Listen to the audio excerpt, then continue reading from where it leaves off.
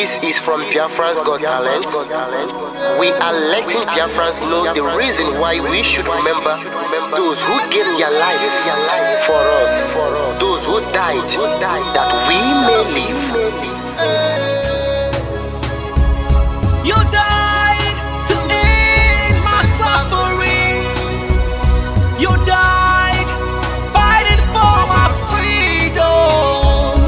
Your blood is the seed of redemption. You are my inspiration. The deed no wrong with them, military shots at them. 67 to 70, we remember them. 2016, 38 May, memories still lives in our mind till today. Wonder why they refuse to publicize the genocide. The world media turn blind eyes to our plight. It's time to arise, land of the rising sun. Let's rise one more time, let's rise. Yo, we will never forget our fallen heroes, those who gave their life for us. Onitsha massacre, Iwata massacre, Aba massacre. We remember you. Alright. Tell them I battered me, oh. Remember when me tell you say I battered me, oh. Yeah, I remember that one that called us a Bruce Mero. But the way you go like a Papa Nuku. But then the way you me tell you what I look pandi, what pandi Samiro, me tell you what I day. For me the plan and the rest of man, I tell you what I am. Me never give up, me tell them heroes, I want to promise you something today. We must fight together, no retreat and no surrender. We must hold them down till the end of time. The most important thing is that we will restore Biafra. May your soul rest in peace. I look up to the sky with tears in my eye. For other Biafrans and for freedom had to die. We will never forget you as the days go by. You are always in my heart, will never be apart. They fought for our freedom, they died for our freedom. They fought the Nigerian soldiers in the war front, without food, without guns, for our freedom, for our life, for our own good, for our children. We love them, our heroes, we want them. My heart bleeds when I saw them slain. Where will I be now if not then? They will remain indelible in my heart forever, forever, forever, and never, and never, and never. We serve in your plantation, and the way you paid us back with your bloody starvation. We bled in our history, that the death of my people is a mystery. No going back to get to a victory. I had a voice now call for vengeance. I never get bombed, I'ma blow like a vengeance.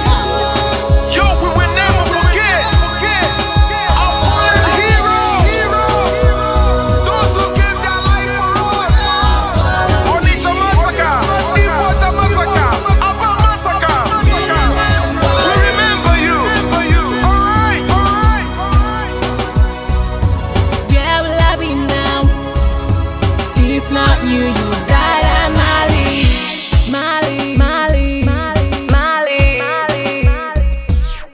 They were starved to death because of our freedom, and they paid the debt for our freedom. Flag high for those that died in the genocide, fighting for you and I. There is pain in our heart, we bleeding inside, tears in the eyes, so I'm falling here. This is for my fallen heroes. Give them a patient people. It's like I'm looking at myself in the mirror. Cause to be a cast, I need to be a nurse. If we did not retire, They paid the ultimate price. They died for me, for the freedom of my unborn child. We live for the legacy. Yo, we will never forget our fallen heroes. Onitsha massacre, Iwata massacre, Aba massacre. We remember you. Alright. Yo, we will never forget our fallen heroes.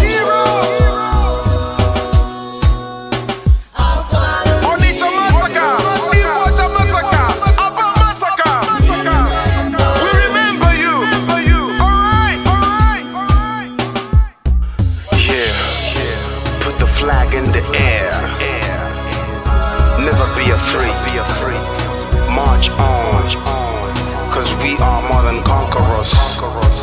Yeah, you know what it is. We must revenge, and we must stand to represent who we are.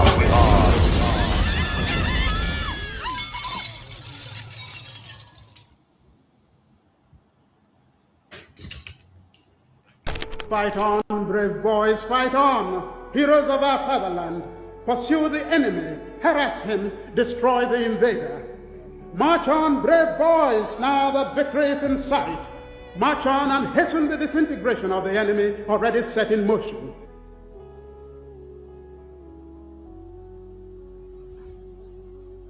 Fighting a war, knowing the difficulties, the odds against us, there is an element of fatalism, people feeling, well, if the world chooses to abandon us, then perhaps it is better we all perish. They don't ever consider a Biafra not free. They believe in either Biafra free or no Biafra at all. That means none of us living to see it. I need Biafra freedom. We Biafrans, we need Biafra freedom. For this, I decided, even to die, that Biafra must have its own freedom. I want us to work systematically towards the establishment of a good, progressive, and democratic society where all vestiges of privilege and social injustice will be abolished, and the rich contribute more for the welfare of the poor.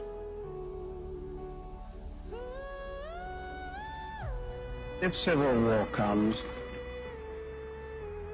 and I do think it is imminent, you're quite right, it will for us be the price of freedom. Our people here have for a long time been prepared for this eventuality, and I am confident of their readiness. I think that when it does come, that the people on the other side would be surprised as to what they're going to get.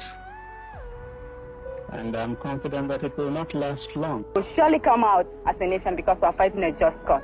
Even a little child on the street will tell you this. We shall never go back to Nigeria again. God's grace will surely emerge as a nation. And so, as far as this war continues, we'll fight to the last man. This is what Biafra is, the end of the journey for a persecuted, massacred, pursued people. We have made all attempts at a democratic resolution of this crisis. I have offered open elections, plebiscite. I have offered just an open carte blanche suggestion, anybody who can find a democratic way of finding out the wishes of the people, let him suggest it and we will go for it. Another Savior, holy, holy, holy, holy, Adimegujuku. Another Savior, holy, holy, holy, holy, Adimegujuku. Another Savior, holy, holy. If you do not believe in what we are doing, then you better get out. We're not going to stop. God knows we can never stop until Biafra is restored. We are peace-loving people. We abhor death and killing of another soul. It's in our nature, that's how we are. But because of that, they have been coming and killing us all these years. We've kept quiet. They've been killing and killing and killing quiet. We have a case at the ICC. We have a case at Africa Union. We have a case of what else again pending before the UN in New York. We've been to Geneva to tender our case. Before UN, till today, nothing. In fact, the more we complain to them, the more they come to abduct and rape our children, the more they come to kill us, the more they want to take over our land and our forests. And who told them that's going to be possible in our time? In a movement that I lead. You think you can come into our land and take it over? Oh dear. That means you don't know who we are.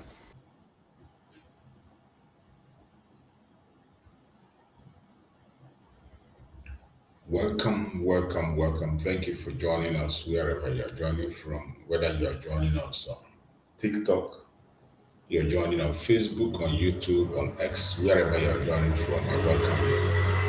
I thank you for being part of the program. I appreciate every one of you that is watching. As you join us either on TikTok, YouTube, Facebook, Twitter, like and share the program so that we can be able to relate and talk to each other this evening. It's an evening program and I'm not going to take much of your time, just to go to straight to the point. I'm here to keep my promise of dedication to the struggle, dedication to the message of Biafra on daily basis, regardless the challenges that are coming right, left, and center.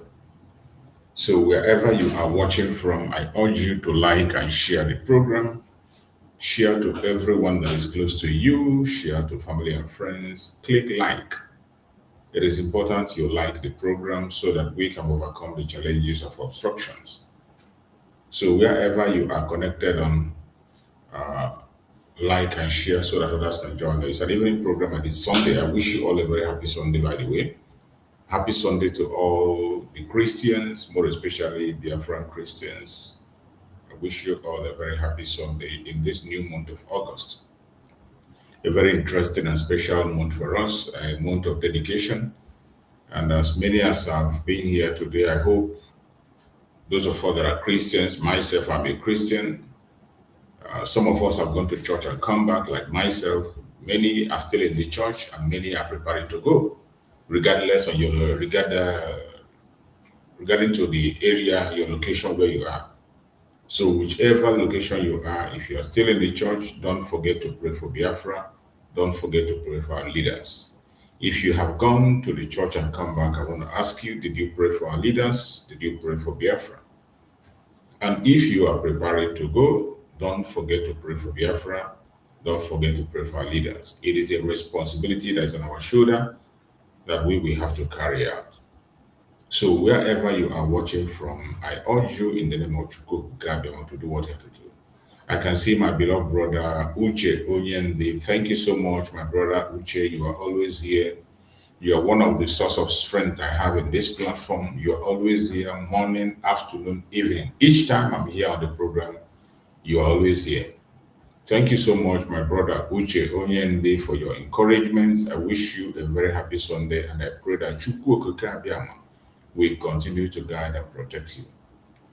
And many other people that are watching, joining the program all the time, I appreciate every one of you. Thank you for joining, like and share. It is very important that we have come. It is very important that we share views. It's very important that we speak regardless the obstruction. The enemy don't want us to speak. They don't want the world to hear us. The enemy inside and the enemy outside, they are attacking us on different, if they see how to bring down my platform, they will do so.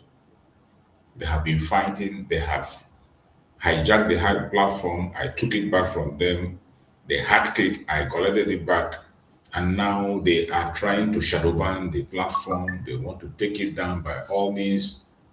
But by the special grace of Chukwu Okike, they will not succeed as long as I am not here to intimidate anybody. I'm not here to attack anybody, neither am I here to cause any harm to anybody. My purpose of being in this platform is to encourage Biafrans and also to tell the world the true situation of Biafra. To present Biafra to the world as the only remedy to the failed state Nigeria. That's what I do. So in this platform, I don't come here to instigate violence, don't come here to preach hate. I see no reason why someone out there will be attacking the platform someone will take it as a responsibility to target that platform. You are only destroying yourself. Whoever you are, whoever you may be, you know yourself. You are destroying yourself, and that destruction you are predicting for this platform is going to come upon you. That destruction that you are wishing us is going to land on you. As for us, we are going to be standing strong until Biafra is restored. I will be here, and many of us here will be here, and we will see Biafra. So I thank you all who have been able to connect. If they kick you out, find your way back to watch the program. It is important because in this time, we have a responsibility to make sure that the voice of the Biafrans is heard, more especially at this very important month, the month of August. The month of August is very important because of the programs that is lined up on the month of August. More especially the case of Mazi Simon Ekpa in Joko. That case is coming up on the 5th of August. On the 5th of August, today is third on some places. We are already on the third place, some places still in second. For here, we're already in the third. And we have just 2 days more to go. 2 days more to go. The next day, tomorrow is going to be the protest. And in that protest, every Biafran is supposed to be in that protest. Every one of us is advised to be in that protest. As we speak, many of us are already in Finland. Those who were able to make it already are. If you cannot be able to make it wherever you are, you can still support. Wherever you are, you can still support with your prayers, with your advice, with your good wishes. There are so many ways you can support, not until you go to Finland. So those who are not able to make it, wherever you are, pay attention and focus. And one thing you have to do is to stay away from rumors, propaganda, and blackmail, false information. Before you pass any information, verify very well because people are paying attention, the world is watching. Don't be an instrument in the hand of the Nigerian government to provide them with propaganda and blackmail they will use against us.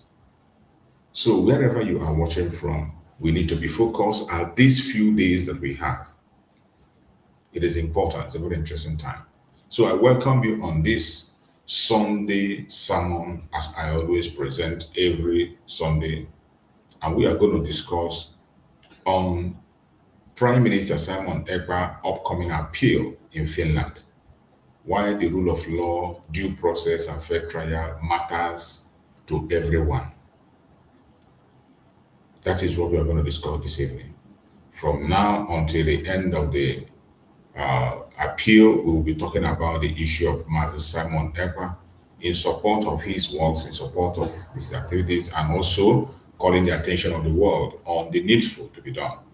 So wherever you are watching me from, pay close attention for these few minutes and let's see what we can be able to get together. If you have a contribution to make, you can equally send a request and come up with your superior argument. It's allowed. So you are all welcome. My fellow Biafrans, I say good evening once again, whether you are watching from Biafra land, from Nigeria, Africa, Asia, Europe, America, Australia, Canada, New Zealand. You're watching us from Ukraine, you're watching from Russia, you're watching us from Iran or from Israel. Wherever you're watching from, I welcome you to this very program this evening. Thank you for taking the time to join us from different parts of the world. This evening discussion is about an issue that has attracted international attention, an upcoming appeal involving our Prime Minister, Mazi Simon Ekpa in Finland. The wider principle of the rule of law, due process, judicial independence, and fair legal proceedings. That is what we are going to discuss. This discussion is not about declaring anyone guilty or innocent. Those who are questions for the court to decide. All those ones, it is the court to decide. No matter what we say online or what we do, it is the court that will decide who is guilty and who is not guilty. But we have to call the attention, also call the international community to pay attention to what the court is doing and also call the court to make sure they obey the rule of law. But at the end, the question for the court to decide based on evidence and the law, who is guilty and who is not guilty. But we want them to pay attention to evidence and pay attention to the rule of law. I strongly believe that if these two things are being looked upon critically, our Prime Minister Mazi Simon Ekpa will join us in a few days to come. We will focus on broader questions. Why does due process matter in this case of our Prime Minister Mazi Simon Ekpa? These are what we're going to discuss.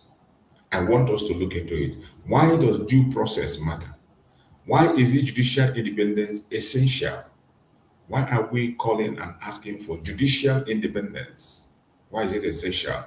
In the case of our Prime Minister Mazi Simon Ekpa, and even in the case of Mazi Nnamdi Kanu, why do many people emphasize fairness and prosperity in legal proceedings? What lessons can citizens around the world draw from high-profile legal cases? These are questions that go beyond any single individual or country, and we want to bring it up because of what is lined up before us. The intention is to draw attention of the world into what is happening today against our leaders.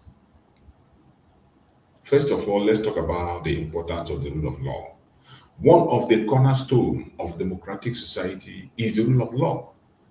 And we are being meant to believe that Finland, more especially, is a democratic country. Finland has always presented itself as a democratic country. So that is why we are calling them to pay attention to the rule of law in everything that has to do with the case of Mazi Simon Ekpa. They should pay attention to the rule of law. The rule of law means that law applies equally to everyone.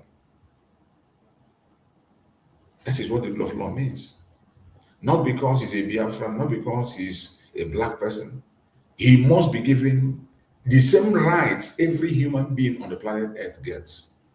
Mazi Simon Ekpa deserves those rights, regardless of his status, popularity, political views. The rule of law must be applied equally to everyone.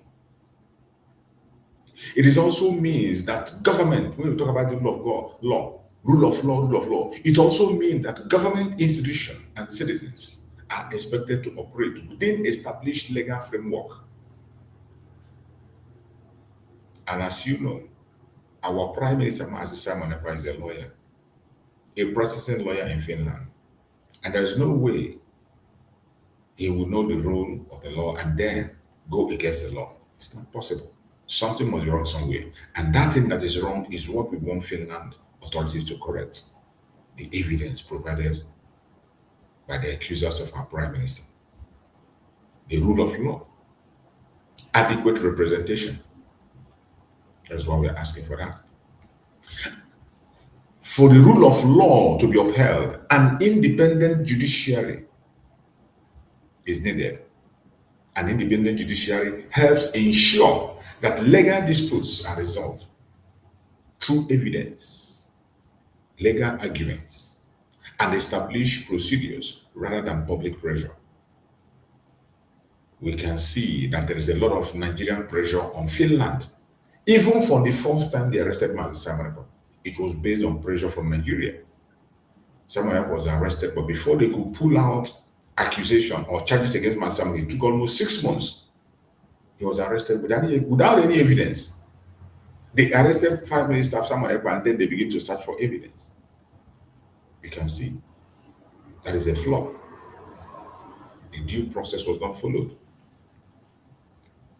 When courts are trusted to operate fairly, public confidence in justice is strengthened. We want to see the Finland court operate fairly. We want to see the Finnish court on the 5th of August operate fairly, from 5th to 21st. There might be shifts, there might be changes on the days of the court, but the case is officially started from the 5th. All we are asking for is due process, because due process matters. Due process is the principle that every person is entitled to legal protection before a court reaches a decision. That is what we mean by due process. Due process is the principle that Every person is entitled to legal protections before a court reaches a decision. Finland authorities should pay attention to every single evidence that Mazi Simon Ekpa have provided. We have more than enough against Nigeria. They must look critically in the evidence they used in sentencing Mazi Simon Ekpa in the first place. They should look at the present Nigeria and what have transpired since Mazi Simon Ekpa was detained till date. If Finland can follow due process and do these things, nothing will stop Mazi Simon Ekpa from joining us in a few days to come. These protections generally include access to legal representation. Full access to legal representation should be granted to Mazi Simon Ekpa. No games. An opportunity to present evidence. This is the most critical one. This very one is critical because in the lower court, Mazi Simon Ekpa was not given that opportunity to present evidence. I have been shouting about this on many of my programs, and I hope the world is listening. This was the main reason Mazi Simon was sentenced, because the prosecutor refused to look at every single evidence that Mazi Simon Ekpa provided. Was given an excuse that the evidence was so horrifying that he couldn't look at it. So it was so horrifying, but the evidence given to you against Mazi Simon was not horrifying. You were able to watch it. But when someone provided his own counter evidence against the government, you couldn't watch it. You see, when we're talking about due process, an opportunity to present evidence, that opportunity will not be denied from our Prime Minister. It has been denied before. It must not be denied again. An opportunity to challenge opposing evidence. Open opportunity to challenge opposing evidence. Hearing before an independent court. We don't want a manipulated court. We don't want a court that will be manipulated by the government. Of course, we know that the case of Mazi Simon is between Simon Ekpa, Finnish government, and Nigerian government. And of course, they will manipulate, as we all know. The law, they can make and bend it and interpret it the way to favor them. But the world is watching. The international communities must pay attention. The human rights organizations must pay attention. We cannot afford to allow any loopholes this time in this appeal of Mazi Simon Ekpa. Decision based on applicable laws. Every decision that will be taken must be based on applicable laws. These safeguards are important regardless of who is involved in the case. All these things that I mentioned, they are very important regardless of who is involved in the case. Access to the legal representation, an opportunity to present evidence, an opportunity to challenge opposing evidence, hearing before an independent court, decision based on applicable laws. These safeguards are important regardless of who is involved. So we are asking for all these should be respected in the case of Mazi Simon Ekpa that is coming up on the 5th. Very important. And when we speak, I want everyone that come across this video to share it, because it's not meant for the Biafras alone. It's meant for the world, for the international communities and international organizations, human rights organizations, to pay attention to what is happening in Finland. I thank you that so many of those organizations are going for the case and they are there to witness. And by the special grace of God, something good is going to come out for us. High-profile cases often attract international attention. Every high-profile case mostly attract international attention, and this is not different. The case of Mazi Nnamdi Kanu and the case of Mazi Simon Ekpa is a very high-profile case, and they are already attracting international attention. Cases involving public figures frequently generate intense public interest, like you have in the case of Mazi Simon Ekpa, Mazi Nnamdi Kanu. Supporters and critics alike often follow development closely, as we are already following. Media coverage, commentary, and public opinion can become highly polarized. I thank God that in the case of Mazi Simon Ekpa, we have heard that they will be televised. They say they're going to televise it maybe on Sunday after the case, that they're going to televise. So we are watching and we're going to be following to see what transpires and how the whole case is going to go through. And we believe that by the special grace of God, that everything will be on our own favor. At the same time, court are expected to make decision based on the evidence presented in court rather than on public sentiment. And that is what we are saying. The court of Finland should pay attention to the evidence. This is why it is important for them to look into the evidence that Mazi Simon Ekpa is presenting. In the lower court, Mazi Simon Ekpa was denied that opportunity. The sentence was pronounced based on evidence that was given against Mazi Simon Ekpa by the accusers. The prosecutor denied Mazi Simon Ekpa the opportunity to present his own evidence against the accusers.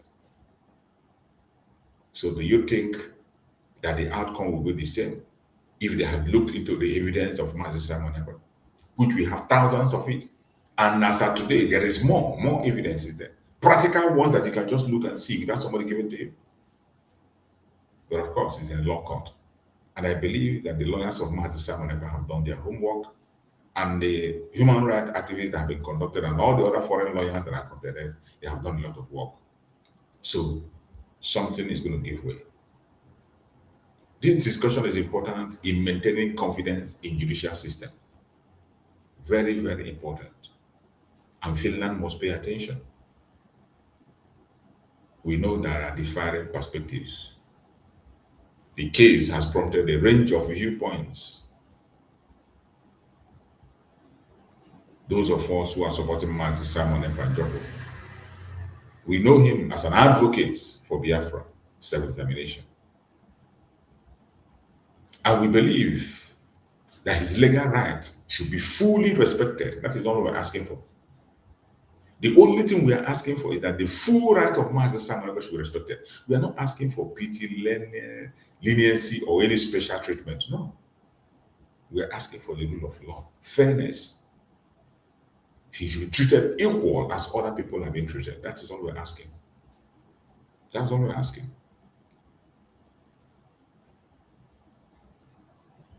But some do not want Mazi Simon Ekpa to be given his full rights. Some are using political languages and all that to deny him his rights, already condemning him even when the case is not done. And some who do not understand him, criticize him, call him different kinds of names, say they don't like his activities. Regardless of these differing opinions, many people across the political spectrum agree that legal proceeding should be conducted fairly. That is the most important thing. Whether you agree with Mazi Simon Ekpa, Mazi Nnamdi Kanu, whether you agree with the way they followed issues or not, whether you agree in the agitation or not, every legal proceeding should be conducted fairly, transparently, and according to the law. Fairly, transparently, according to the law. We have seen the case of Mazi Nnamdi Kanu. Nigeria being a zoo, a disgraced country, as we all know. Nobody is expecting something good to come there. But in the case of Finland, an European country, a member of the EU, a member of the United Nations, a country that is so high ranked in human rights, we expect them to do better.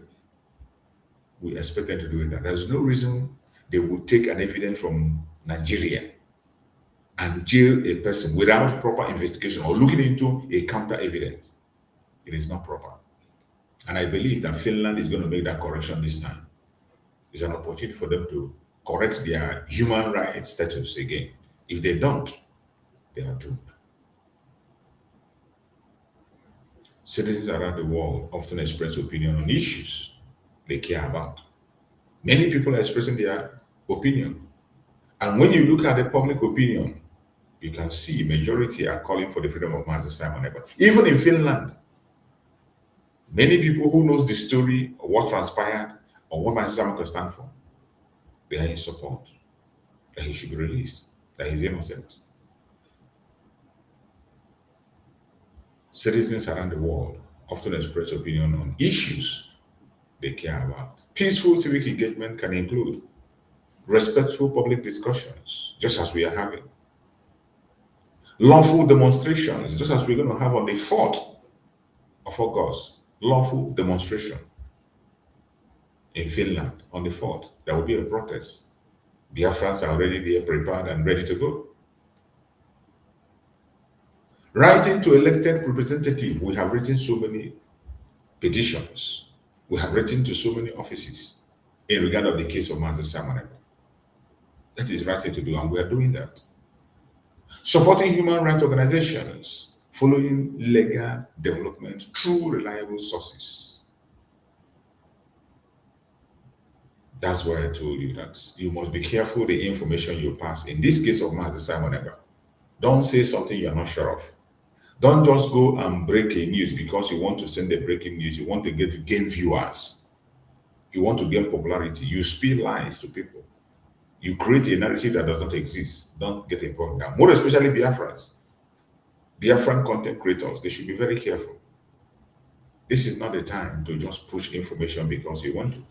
Everything you say this time, more especially in Mazi Nnamdi Kanu, Mazi Simon Ekpa case, it has something to do. You see the kind of narrative they're pushing against Mazi Nnamdi Kanu. You see the narrative they are pushing. And if you follow them on that narrative, you only end up in destroying the reputation of these people that are fighting for us instead of protecting them. You must be careful what you share, what you say, whatever you are not sure about, don't share it. Any information that you didn't confirm, don't share it. Try to learn how to verify information by yourself. Verify before you carry it out. Constructive engagements should remain peaceful, lawful, and respectful of judicial processes. Every one of us, including those who are in Finland now, those of us in Finland now, we must mind what we do and how we do them. The legal proceeding involving Mazi Nnamdi Kanu has also attracted significant public attention. So as it's happening to Mazi Nnamdi Kanu, it's happening to Mazi Simon Ekpa. And these two cases have one thing in common. One will affect the others. Whatever be the result of the case of Mazi Simon Ekpa, will have a strong effect on Mazi Nnamdi Kanu. Some of you do not know. But I thank you that some of us are coming of knowledge.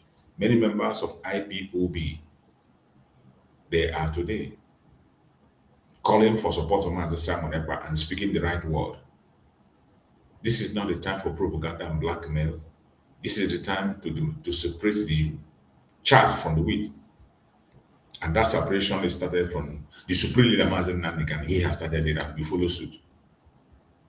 We are one family under IPOB, regardless the group where you belong. You are entitled to be in any group where you feel you can make impact.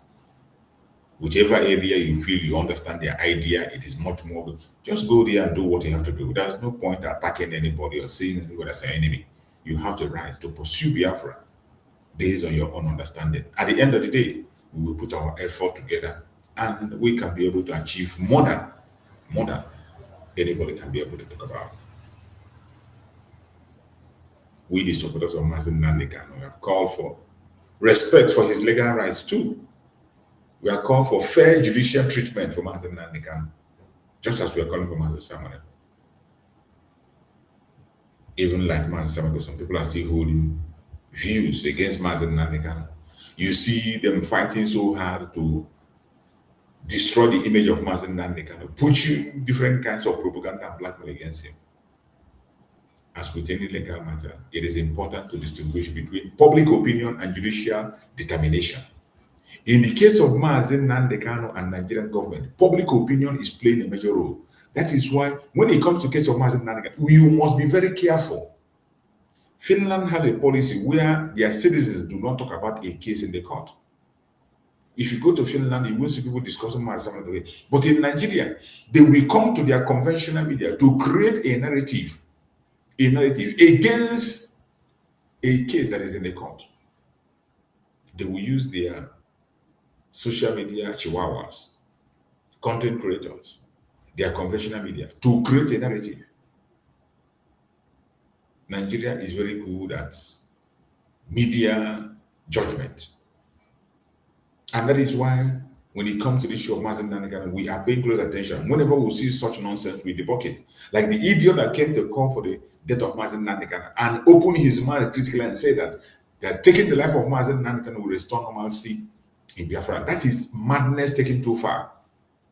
And you think it's a joke. You think he just came to say that. That was an attempt to create a narrative.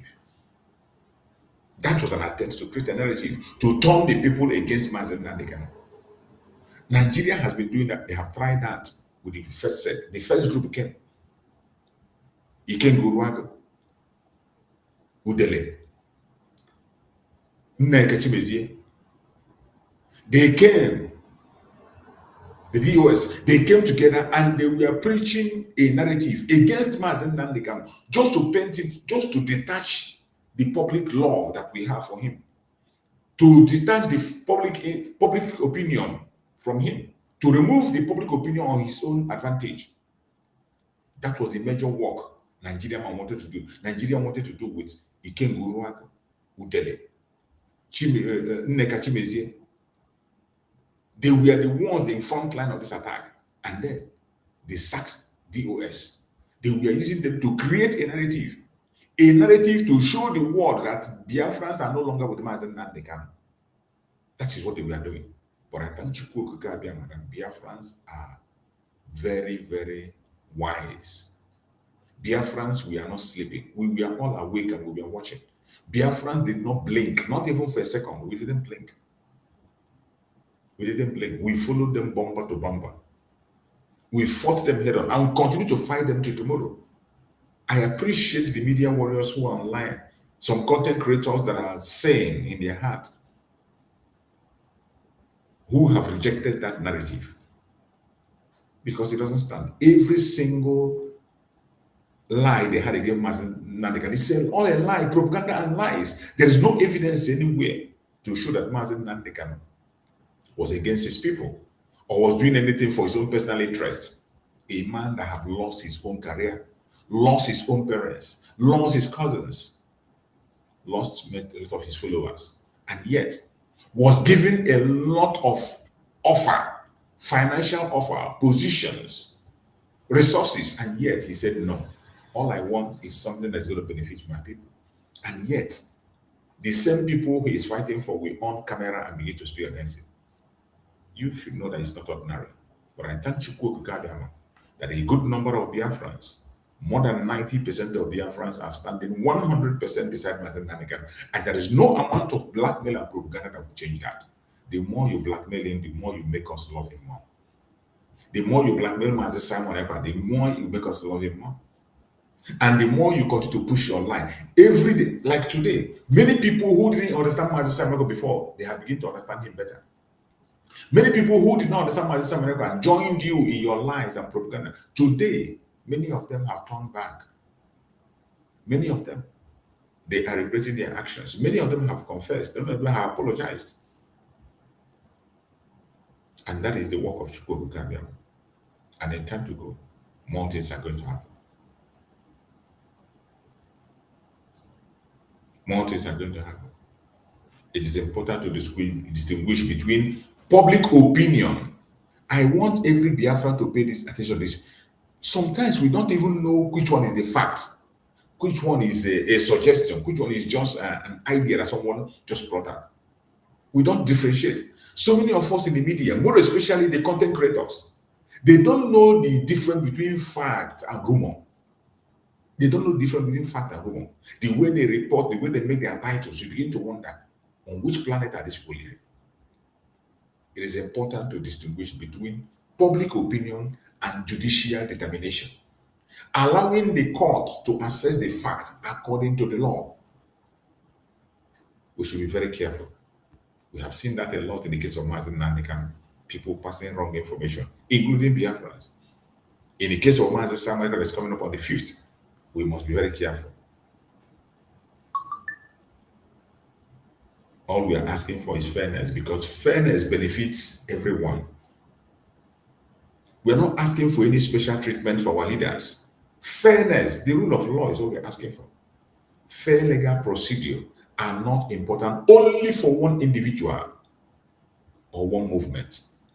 Once the law is fair, it is fair to all. When we ask for fairness for Mazi Nnamdi Kanu, it is not just them. For every other person that has a case in the court, it is not just for IPOB, not just for Biafra, for every other movement and people who are seeking for their self-determination. We are asking for fairness. When we ask for fairness, fairness for all. Fairness protects everyone. When there is fairness, it protects everyone without anybody left out. Strong legal institution helps safeguard the rights of defendants, victims, witnesses, and the wider public. Public trust grows when courts are seen as independent, transparent, and committed to justice.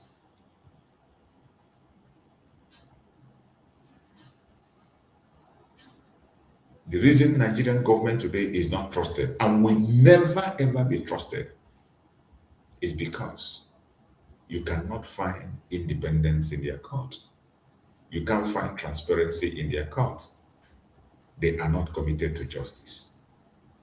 But we believe in the case of Finland. Finland, to an extent, is a developed country. They're supposed to have a sense of independence, transparency, and committed to the rule of law. That is why we are calling their attention. They should not pay attention to the pressure that is coming from Nigeria, but focus on the truth for their own reputation. If they put their eye on resources, on bargaining for resources, using Mazi Simon Ekpa to bargain for their resources, they will destroy their image. And when their image is destroyed, it will be irredeemable. It does not matter how they try. Once their image is destroyed, it will be irredeemable. Lie to lie, they will never survive again.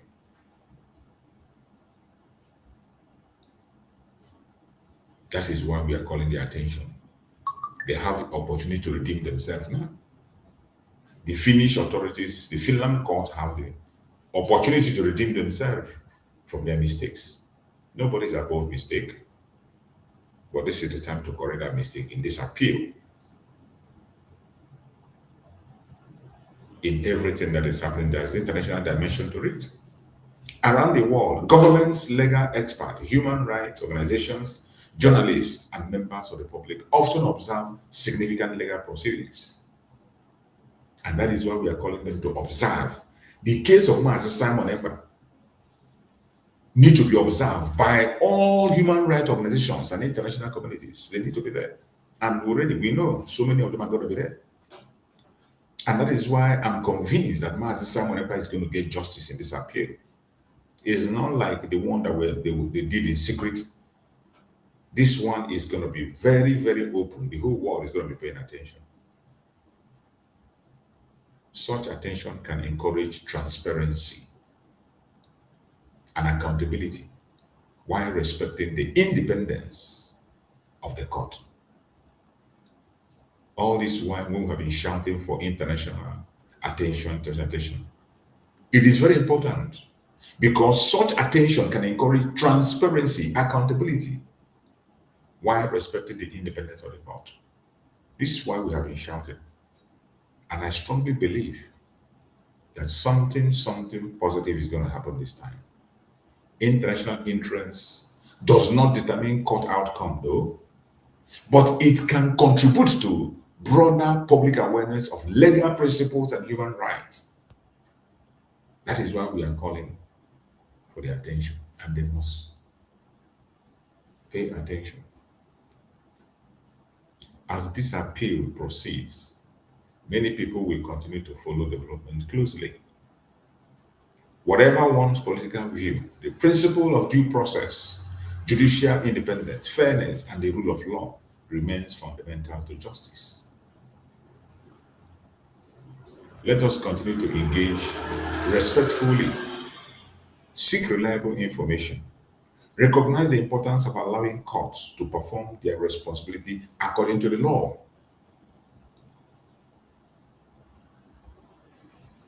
Every one of us should be careful what we say and what we do. It is very painful that among all the tribe,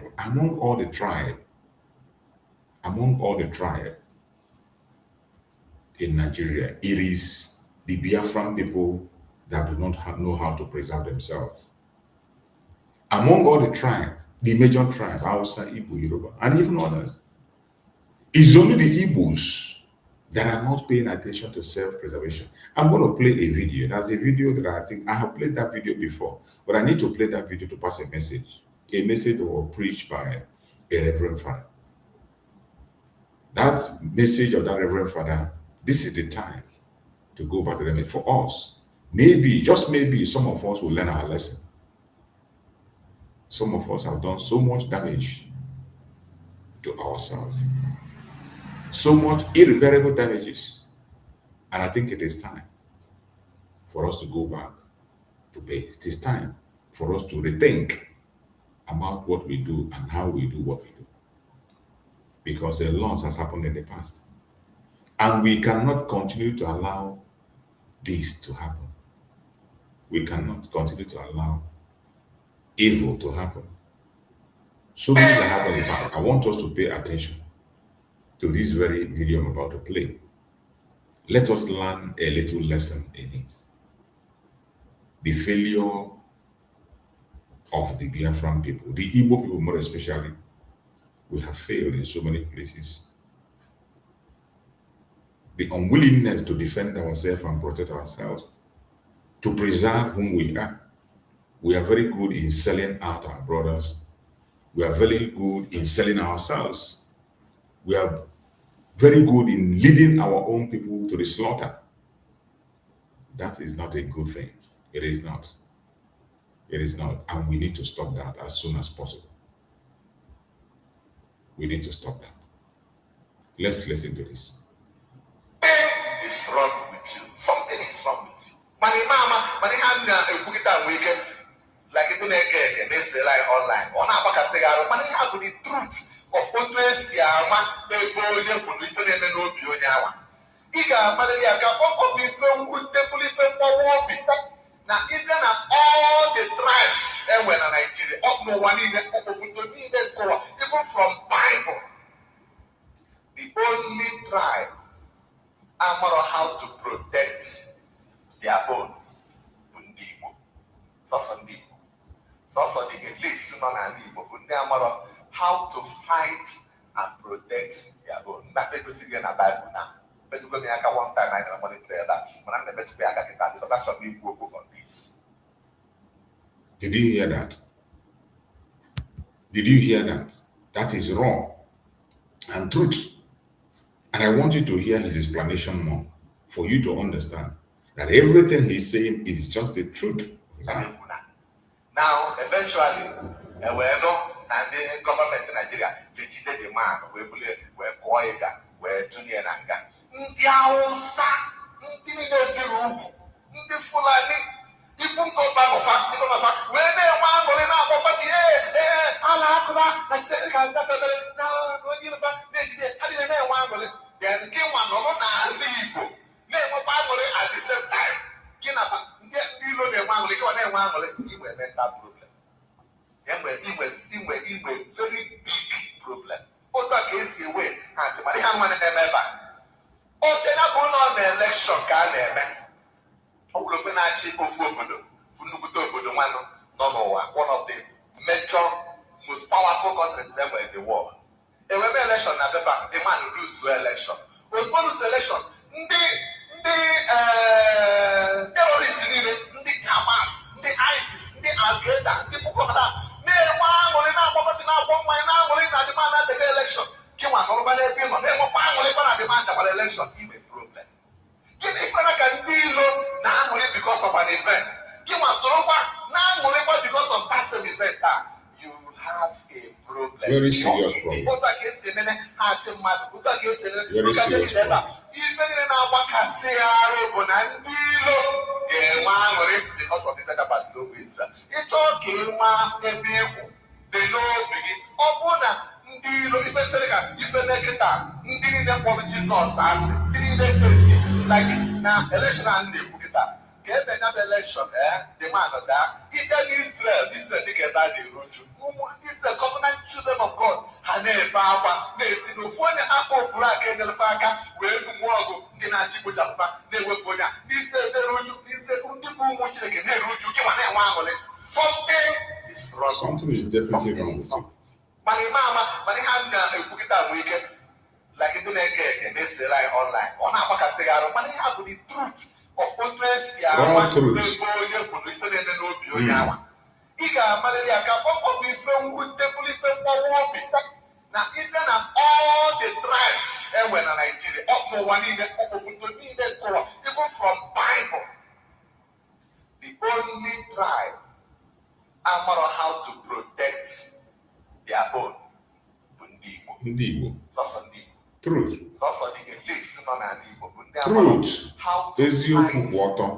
They don't know how to protect their own.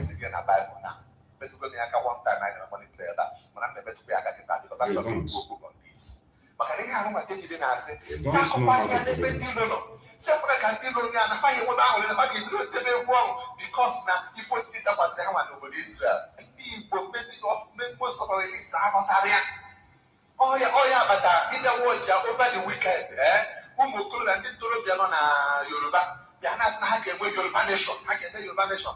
No, to say again, the police warn of us about now, oh now, oh now, try, I'll Papa after passing also pay me with the plan.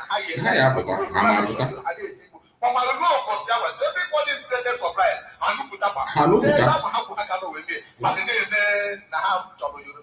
Yes. Now watch your video here. Watch your photos we go see how many. Even the Nigerian police in army bedebo if can have been because also so from what I can 40 years ago now you know and I said those people They will shoot those people. Try we just who will put out when I told you nation. I am begging you. I got one pieces. Truth. What can I put the difference? Difference is when I'm Yoruba Mala, now they are the least people in all who know Gapomohanas. And I got all the defend of Banandia. They will fight and protect their own. Definitely. You remember that Fulani Hesna now where the Mafia now slot and the mother. Then and now they was sitting my give me but we wrote data. Now I can't pronounce a terrorist organization. Why? Because now how to protect them. Even our misguided brothers that we need to, call them to order, no our misguided, misdirected brothers. So, you said, cattle root, who's on a fagisiaga, open a family, rice, attire, and the secondary compensation. Even the government in the level is to defend them. Federal government has never come out to condemn the flag hairstyle. Why? Because nothing of money in there. Exactly. Then Boko Haram can go away before we declare Boko Haram terrorist organization. I'm making the lab, making the book in the taking the server. Exactly. If you didn't hear the message, is there any lie in what he's saying? The only people that does not know how to protect the Nkefa Igbo, more especially our Igbo leaders. Our Igbo leaders, they can never make any attempt to protect them. Sell out, find out, sell out. Sell out Nkefa, a very disturbing one. Can you challenge what this man is saying as the truth? Can you challenge the information he's given as the truth? Brothers. So, you said, cattle root, who's on a fagisiaga, open a family, rice, attire, and the secondary compensation. Even the government in the level is to defend them. Government has never, federal government has never come out to condemn the flag hairstyle. Never. Why? Because nothing of money in there. Then Boko Haram can go away before we declare Boko Haram terrorist organization. Ha megide lalu, megide bugide, take the soul of local government. Never said before I went up. Even when I go before and people they protect because we know today Yes. they still protect They recruit them into the military. Pardon now. Reintegration. They are warfare, never bread.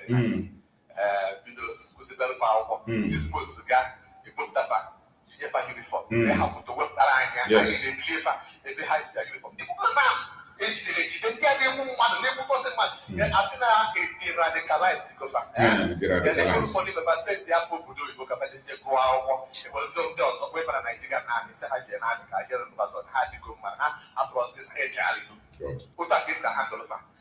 same Nigerian government did the IPOP.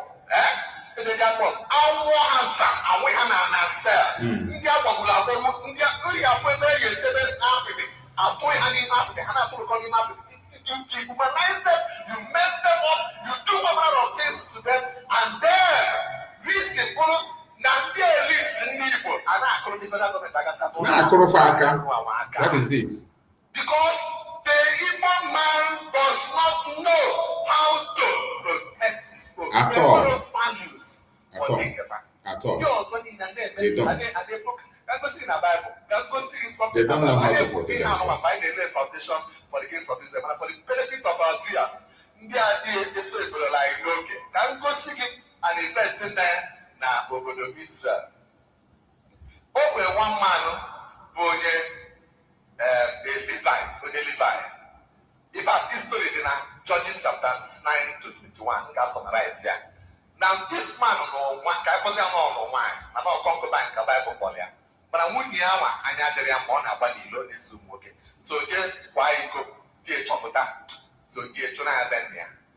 O mesịa die like ya. So die after some days die wee je koje kpọnata ya. So die kpọnata ya. Ka ya na die isi wee na-anachi ya back. Ka ha na-aga chichi bido fa n'ụzọ. Ebe fa chọrọ ịlalụ na Market Square. Ha na ebe ahụ nwa mmadụ jee n'ugbo n'abalị wee fa wee sịrị ebe ụlọ dị very dangerous. Adịbe anya dịrọba apụrụ ezigbo mmadụ bịa dị ka anyị jee na bed. So the man qualify for a general bed man. Go na bed man. Abata the man dey hand the mago dia camera fan and so on. We go na bad umokoro obodo awa. Ndị kipia dị na Benjamin. Umokoro obodo awa go the man. Say na ifuru nwoke na nwaanyị bata na bed. Poputa the man ka go see na Judges chapter 19. Look at verse 20. Okay, verse 24. Verse 22, sorry. Verse 22. Then verse 22 gave forward the man and said, now as they were making their hands merry, because the men of the city, certain sons of Belial, beset the house round about, entered the door, spoke to the master of the house, the old man, where said, bring forth the man that came into your house, that we may do what? That we may know him. Actually, Tinia, I can work him, and I like working by. Actually, where I go, put the man, I deny. This old man was talking about the man on there.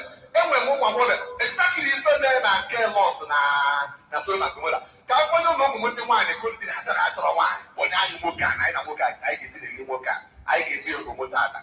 So, about the message the argument. The man no weird because if na munyi awa na akwata ego so they so do mo so the man will package you munyi kwa ko ya. Say the munyi mo no my whole church me. Na verse 25 and Russia. Verse 25. So, but the men will not hearken to it. So the man who actually took his concubine and who said, "Oh, then I like who go he go what check in why so or package you and they brought her forth to them, and they knew her. However, this girl they go and that abused her all the night. But if this girl he go throughout the night, yeah. He go away to the woman. And for my little say, by the time she they folk that woman died. 1 year one. So the man for verse 29, verse 29. And when he was coming to the house, what for the the man, they went down. Went to verse 29, I said, he took a knife, laid hold on his concubine, and divided her into 11 pieces, together with her bones, into 12 pieces, and set her into all the coast of Israel. Can you get the man on there? into 12. Oh, well, side that, I want you to pay close attention to this very illustration of this man. It's a very important lesson. A very important lesson. Listen to the illustration. Listen to the last part of it. A very important lesson that we must learn.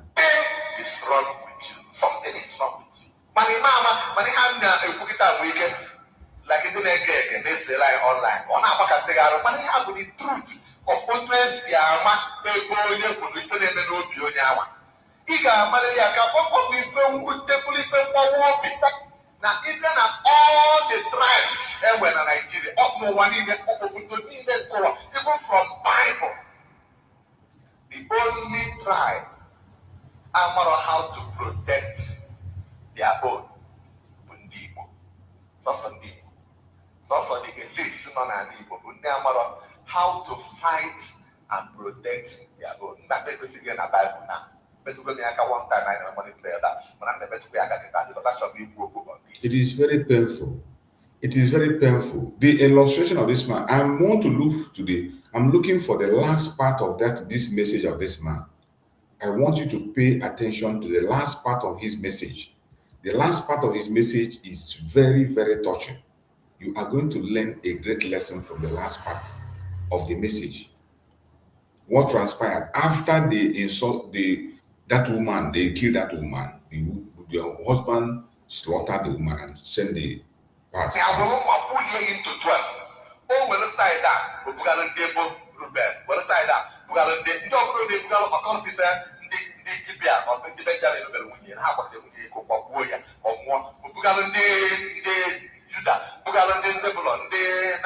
and so on and so forth. So when this cell does all the hand have a simba, and the very far, wow, Kafame, now I'm a short, this cell, okay, I need a way meeting where Cindy Benjamin, oh, no, Mamma, my camera, oh, my Zapalika, I give Buhan and Zablon, no, they have a question of a man over the Israel. You might be funny thing. Benjamin, where Sefa, oh, yeah, the Benaga. I said, the way you want to get back. They protected their code. Yes. They shielded their code. Even though they were wrong.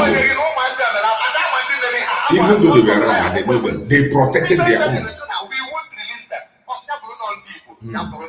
Audio. So everybody protected this is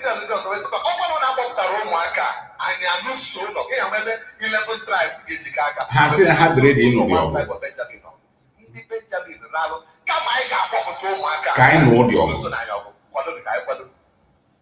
that is self-preservation.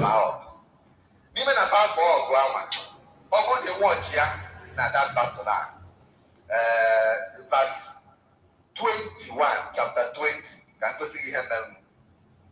The first round of that battle, Bible said, and the children of Benjamin came forth out of Gibeon, and they destroyed it down to the ground of the Israelites that day. 22,000 men. Now they want to.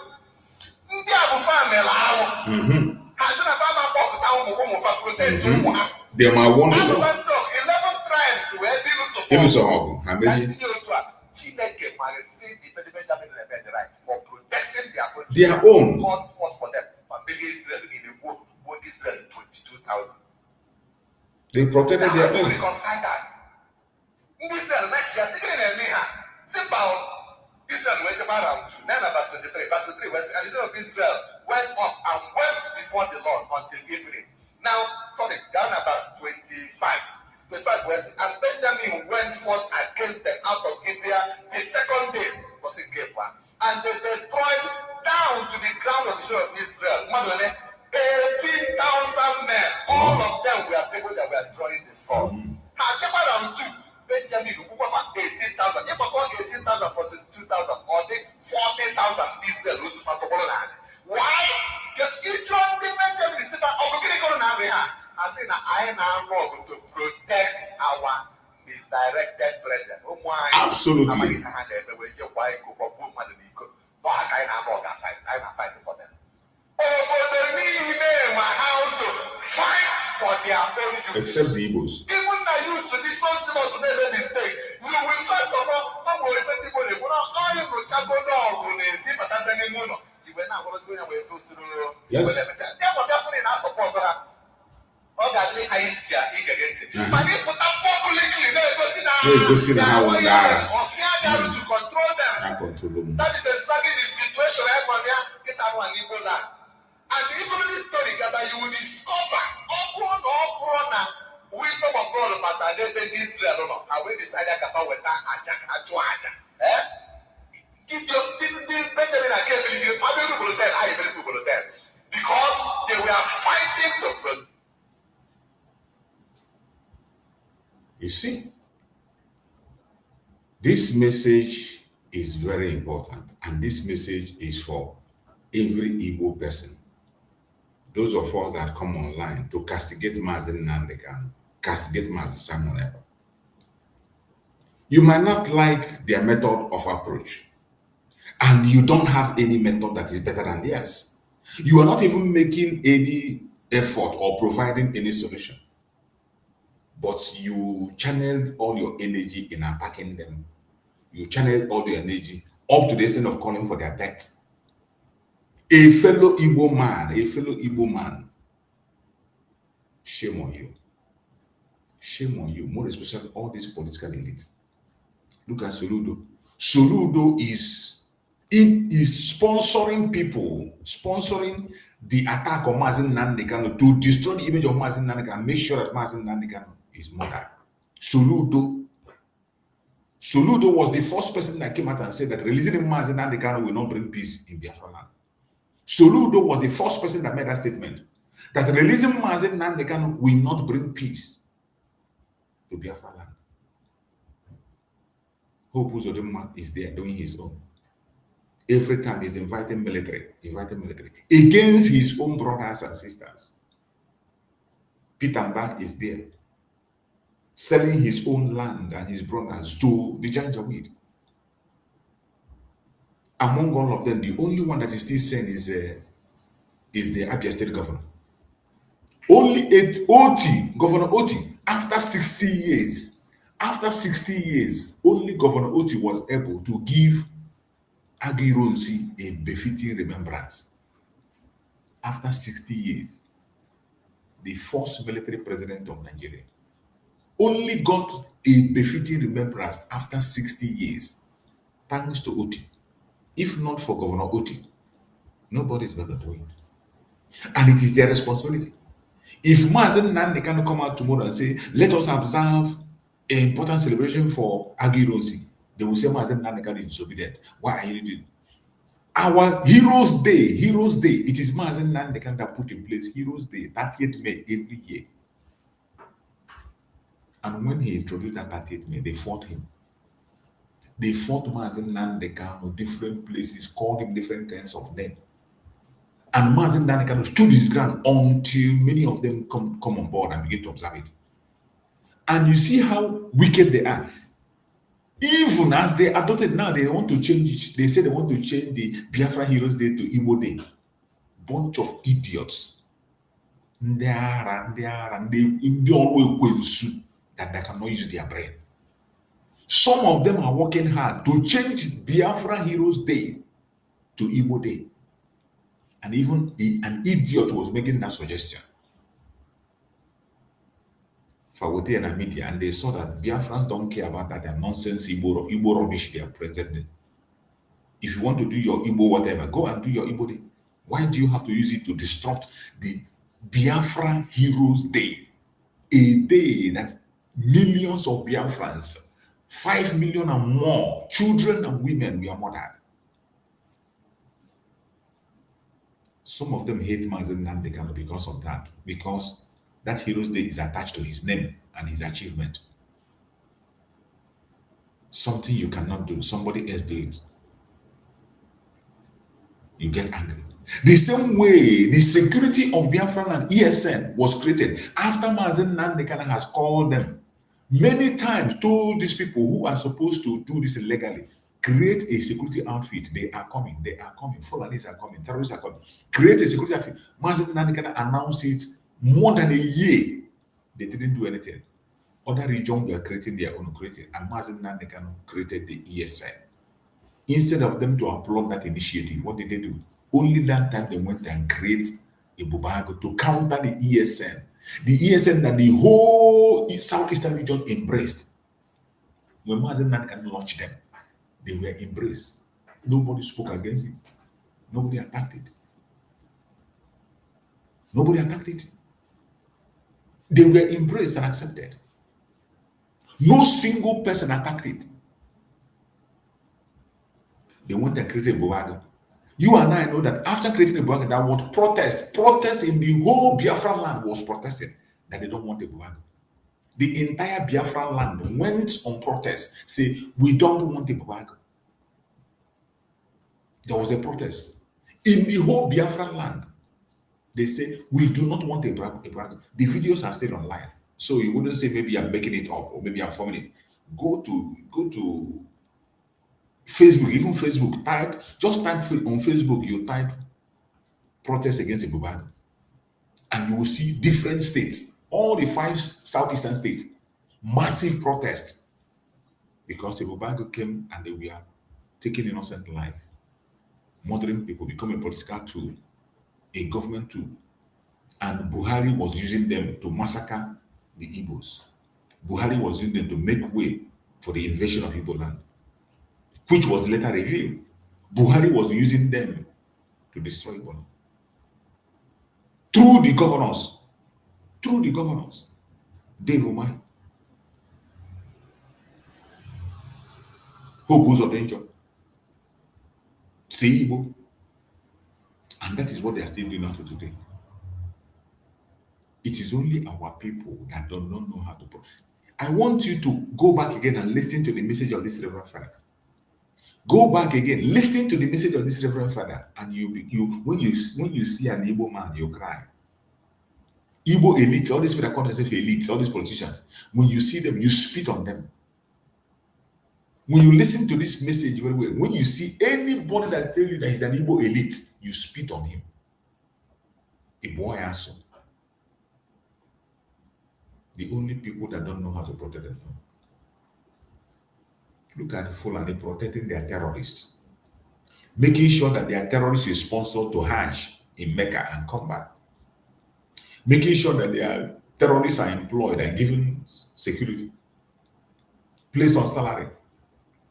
After murdering many people, they bring them and attack them. Even the terrorists that is fighting today, they are surviving with the salary that Nigerian government is paying.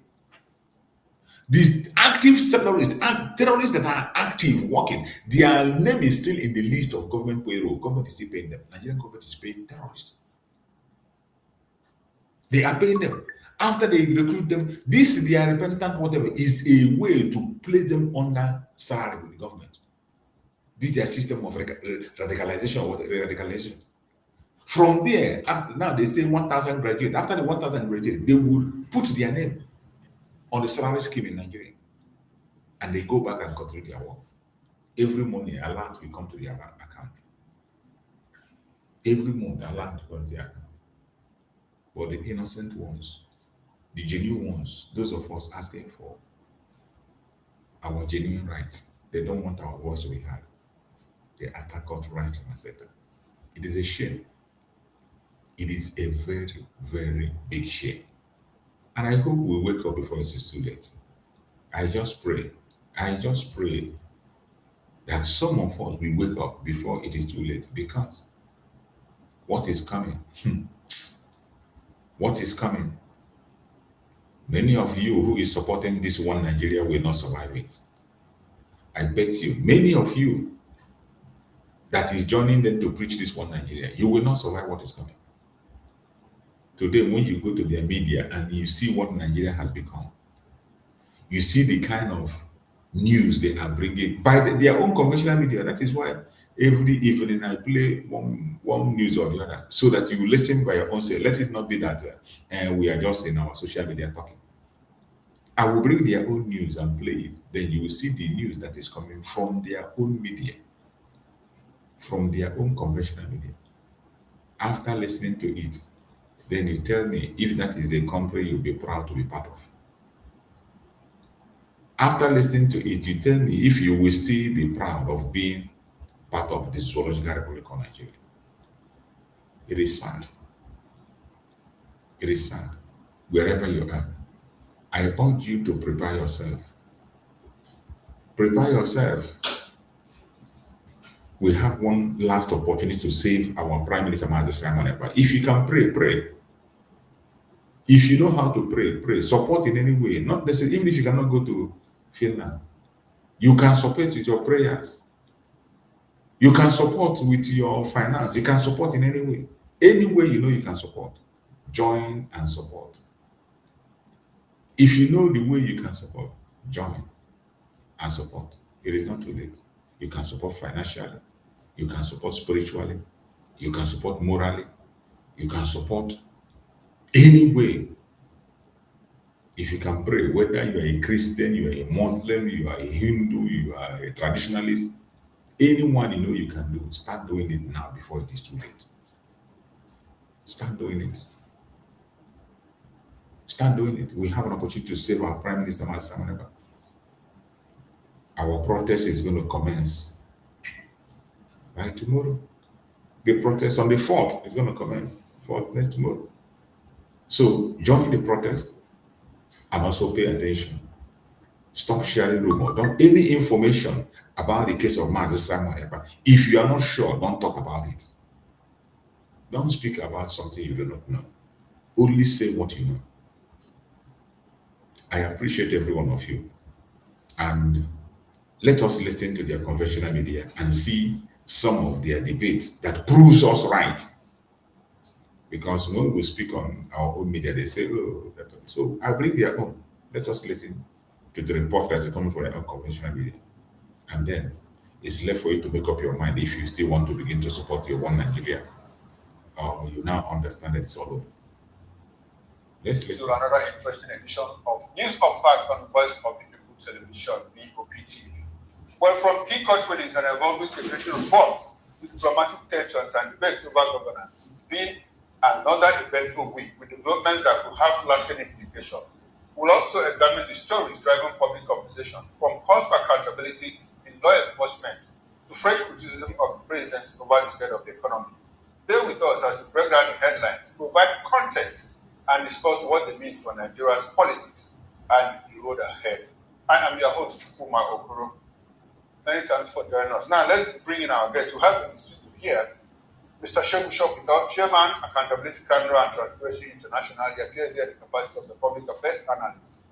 Beside him, we have Elvis Eleni Hele, Journalist and Political Affairs Analyst. Next is Mazi Nnamdi Kanu, Public Affairs Commentator. And finally, but not the least, the Prince himself, Prince Francis Chilaka, who appears in the capacity of a Public Affairs Analyst. Gentlemen, good evening and welcome to the Good evening. Good evening. Thank you. How are you? Very well, thank you. I see you're out of the weather. Yes, I'm good. I'm good.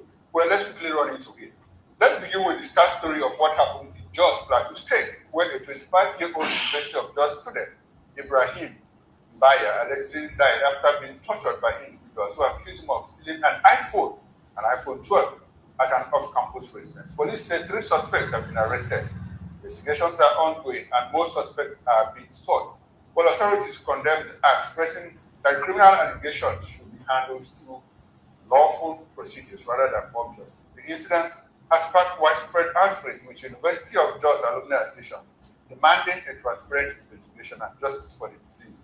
Not just the alumni of Jos. Many Nigerians are calling for justice to be served. Well, how do we get to this law in our national psyche that petty thieves are treated as common criminals, while big thieves are shielded from victims? Shall let's start with you. How do you react to this? I mean, the incident in Jos was it's a terrible eyesore. I can't even play the video because a lot of Nigerians can't contain it. We haven't forgotten the story of the Act before. That was one of the most heinous cases of jungle justice in this country. It's still reverberating till now, at least for me in my head. And the reaction to this is simple now. Look, This is going to continue for as long as Nigerians don't have confidence in the justice system of the country.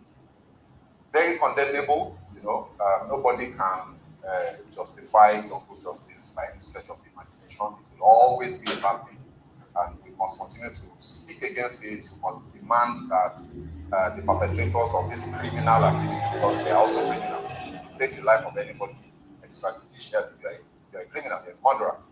We must demand that they will be apprehended and be tried. However, we must also look at the root cause and why this has continued to plague the society over the years, over decades, in fact. And for the obvious reason for this is the lack of confidence in the criminal justice system. People believe that if they apprehend a thief and you hand the thief over to a policeman, the likelihood is that the following day you see him at the back of your street, and if you are not careful, he might even come to attack you. So that is a fundamental problem that I think needs to be addressed, and until we do, we probably will continue to struggle with these types of unfortunate incidents. All right, Elvis, to you. But Nigerians are concerned. What is the cost of an iPhone 12? In the neighborhood of, say, 700, 1 million, depending on the version of it. And a young man's life is snuffed out. We have jungle justice meted out by students, the future leaders of this country. In the meantime, we see people with a pen, stroke of a pen, the sign of billions of money. And the students themselves turn around to hail these people. What kind of society do we have? Very confused society, because I'm so surprised that this matter is happening within student circle and the future leaders of tomorrow. The ALP 4 that happened in October 2012 in Port Harcourt happened in the midst of students, University of Port Harcourt students. And again, look at this one that we were just talking about, University of Jos. Why is it happening among students? And these are the same students that have not turned a looter to politics. At our time, we said there was a looter. But now you see students now run after politicians. They hail them with all the billions and trillions we hear now that they steal. But just because of a telephone, a handset, a young promising graduate just murdered, carelessly. It sounds frustrating that when we are supposed to be talking about galvanizing the interest and say, let's have a common front to fight our enemies. If you are fighting because of food, probably out of frustration, and who brought this frustration upon us? That the politicians, and these are the same politicians you go about, hailing them and drumming the drums for them, beating the drum for them to continue in their lining up of their national pocket, national resources in their pocket. But when it comes to your own, instead of you to look at where is this frustration coming from, how do we confront it? A young man who graduated, or among all those of them that committed this, if they have means of survival, genuine means of survival, nobody will be able to kill another person because of the telephone.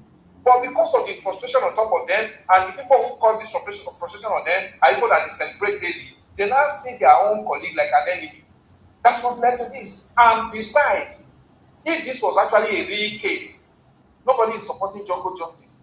You will also understand that if you get into a Nigeria police station today, you see the other side of it. When real criminals are even arrested and handed over to the police, before you know, one power comes from above and they said, okay, is this person, the next thing you see the person on the street. So, because Nigerians have lost interest and a judicial system, some of these we are playing out. When we are talking about sanitize the system so that the system can work as expected, but the government is paying yes. Now, Mazi, in all of this, it was still in the realm of allegation. And if you look at the background story, some people were saying that these are even his friends who probably were envious of him because he has become some kind of, small celebrity with a lot of thousands of followers on his social media handles and all of that. They couldn't pin it on him. So what could have led to that kind of frustration? Is it envy, peer pressure on the part of the students too? Recall that there was a certain student too that the friends watched him drown in a swimming pool. And they said it was because he was most, but was the one that was probably prominent amongst all of them. And they let him drown in that. In one of these private universities, it did happen. What could lead to that level of frustration or envy?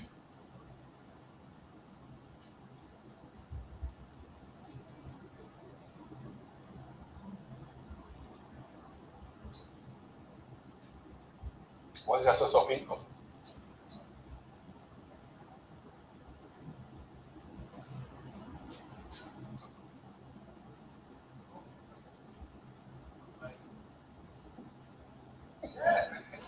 But a lot of people may not be going through what you are going through, and many might not believe you.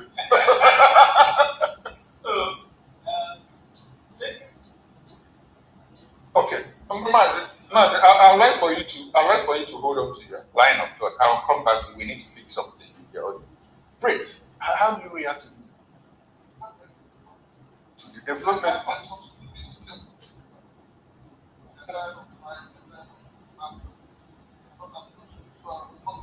And they take it back on their place. That's the idea. There is total decadence all over. We have lost it. We have moral decadence. We have lost what it takes to build a proper nation. We have lost it to the political class. And instead of the young generation of Nigerians who are set to be the leaders of tomorrow, to begin to hold this political class as bastardized everything from education to livelihood to everything. They have spoiled everything. They will fight themselves. Nigeria is the only country where the oppressed, praising and begging those who oppress them. And you are saying, how do I feel about it? I feel terrible. And this is why I'm saying it takes us back to the approach when we apply these values. Because what it means is that if those boys come out and say, we have repented, what happens? So the problem is that the system, we don't have an institution that is working in Nigeria today. All the institutions in Nigeria today are damaged. And it has been damaged by those who we expect to be in a better position to take us forward. I keep saying it, and to draw our attention back to this. When I was growing up, when you see a policeman in uniform, you will run. Parents will run. But today, you see a policeman, you see a government will stand and put their fingers in his eyes.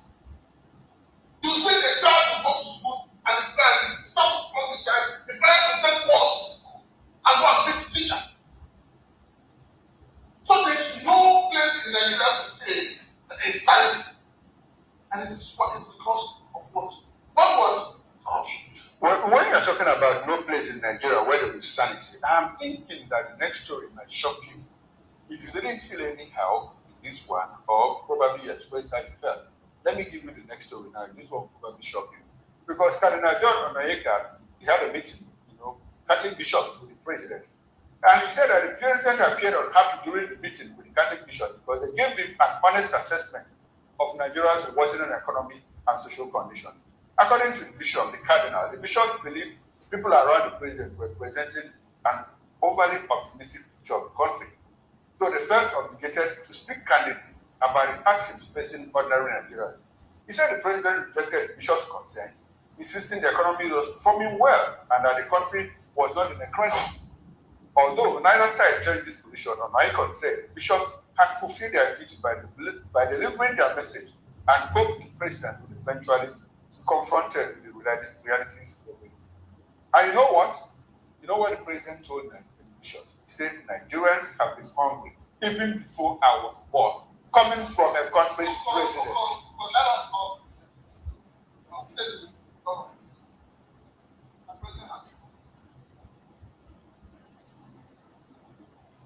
That's why you say that it is time to stop having old men. Because as an age you get, even as a father, and you no longer listen to the way your children expect you to listen. And unfortunately, Nigeria is a country where those who want, not the president, most of the people, they're not interested in, they're not patriotic. It's about them. Okay. I was watching a video yesterday. I don't know when it came online, but I was watching a video yesterday where the other president was talking about investigating those who have believed themselves corrupt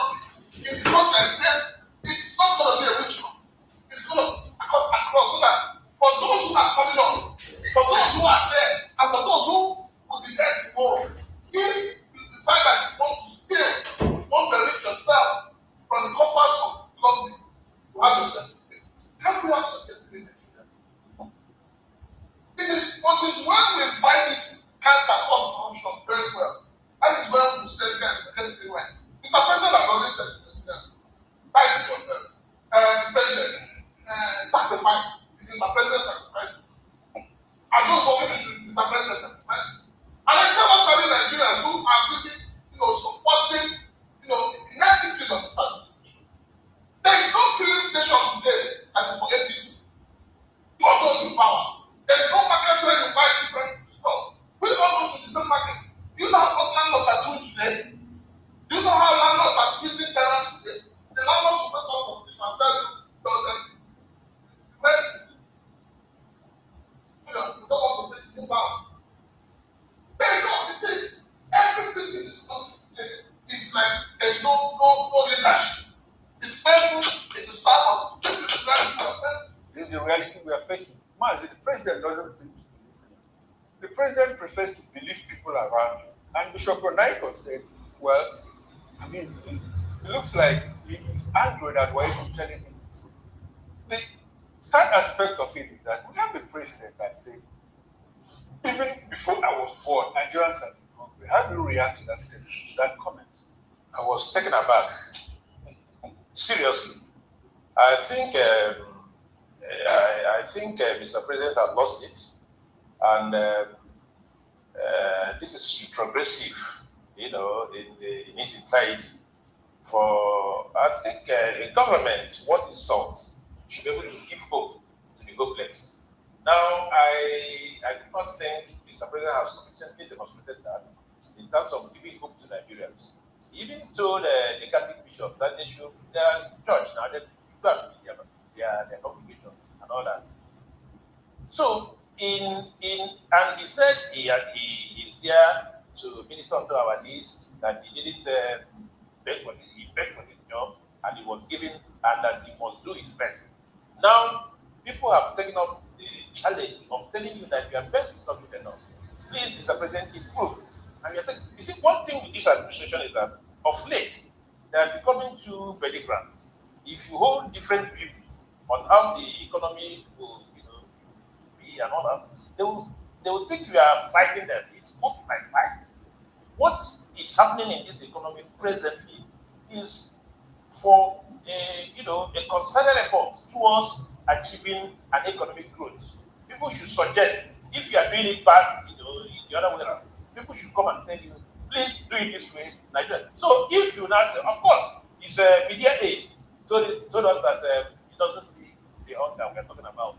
So it's like, that is the position of the presidency. The media age sometime 3-4 weeks ago told us that the people working with you cannot see it. And Mr. President also said he has not seen it. So I am safe to conclude that this present administration has not been able to see the hunger in the land. So it is left for Nigerians to demonstrate the fact that there is hunger in the land. Let me stop at this. Elvis, how much hope do you have in this administration going forward after the president's comment? Have I ever had hope? Oh, you never had? Let's talk less of going forward. You should ask me whether I've ever had hope. The president came in 2022, 2023 when he was campaigning. Did he tell you that he was coming to change anything for Nigeria? Yes, we need hope. He said it is his turn.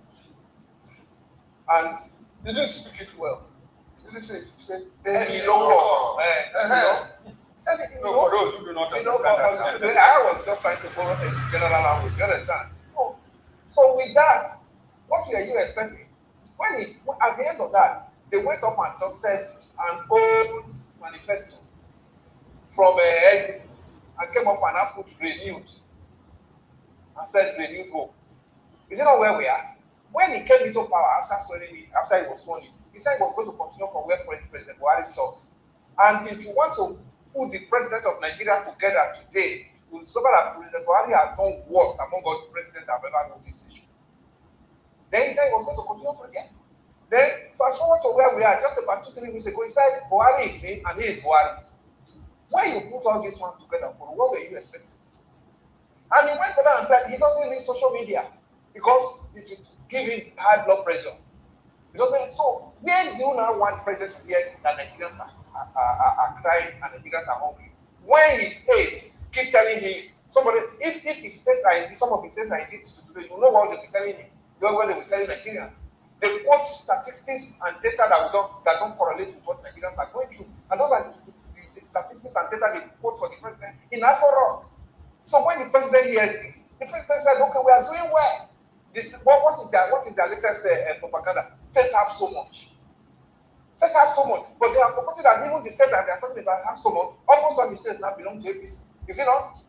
Sometimes in 2012, 2013, when PDP was having the highest number of states and was in government, we had what they call good governance. And they set up that committee, and it was started by Labarama, who was the Minister for Information then. And he was going around all their states to see what their governors were doing. But we do not see in this nation. And it's because they believe that it is the governor that will ginger the people to vote them into power in the next election. But what are they doing? Progressive government that are starting giving money for the campaign, 800 billion that we are still here, that is not substantiated today. So we'll campaign for the president, whether we like it or not, money must be made available. They were turning around the states, PDP states there, and begin to see projects on ground and first-time projects and see what their governments are doing. Well, the president is also going around. Where is it coming? Which project? 2 weeks ago, we said the president must move out from the schools. The proposal and begin to understand what the president is. Which project? Do you know what flood is doing already now? All right, that was cut off for 12 hours. You have a minister of works who should have spent more time fixing the old roads that are not motorable. Is interested in new ones. Meanwhile, between you and I, every one of us who sits here, who have cars, we pay for roadworthiness certificate. And the roads are working. On top of my head, I can recall that the president was in the state about 6 weeks ago. Commissioner, 6 weeks ago, when the president is supposed to crisscross Nigeria in 3 days. A president wants his sons should be able to visit 6 states in 2 days. When last did your president address you? He was in Georgia. When last did your president address you? We are not talking about press releases. No, the issue was the president should make himself available for interrogation. What are the governors? Mr. Kanu, I just told you that, excuse me, sir. The Ogun State governor invited the president. During one of these festivals, he went there, commissioned, and came back to the Lord. Before he went back, what did he commission? An industrial hall. Built by who? By the state government. Mr. Kanu, let us look at the issues at hand. Okay. Mr. Kanu, go out there. Go out there today. Go to a pharmacy. Ask for the normal drug people of our age are taking, which is BP drug.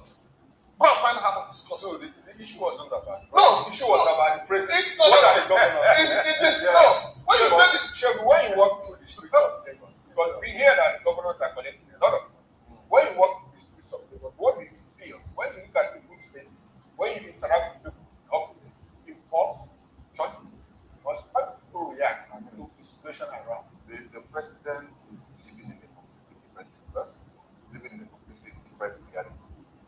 You don't even need to talk to them. Look, if you see a group of human beings that are doing well and that are happy with their lives, you see it on their faces. You just drive, don't talk to anybody, drive through Lagos. As I'm talking to you, I'm just coming from Surulere now. I saw people at bus stop. People are suffering.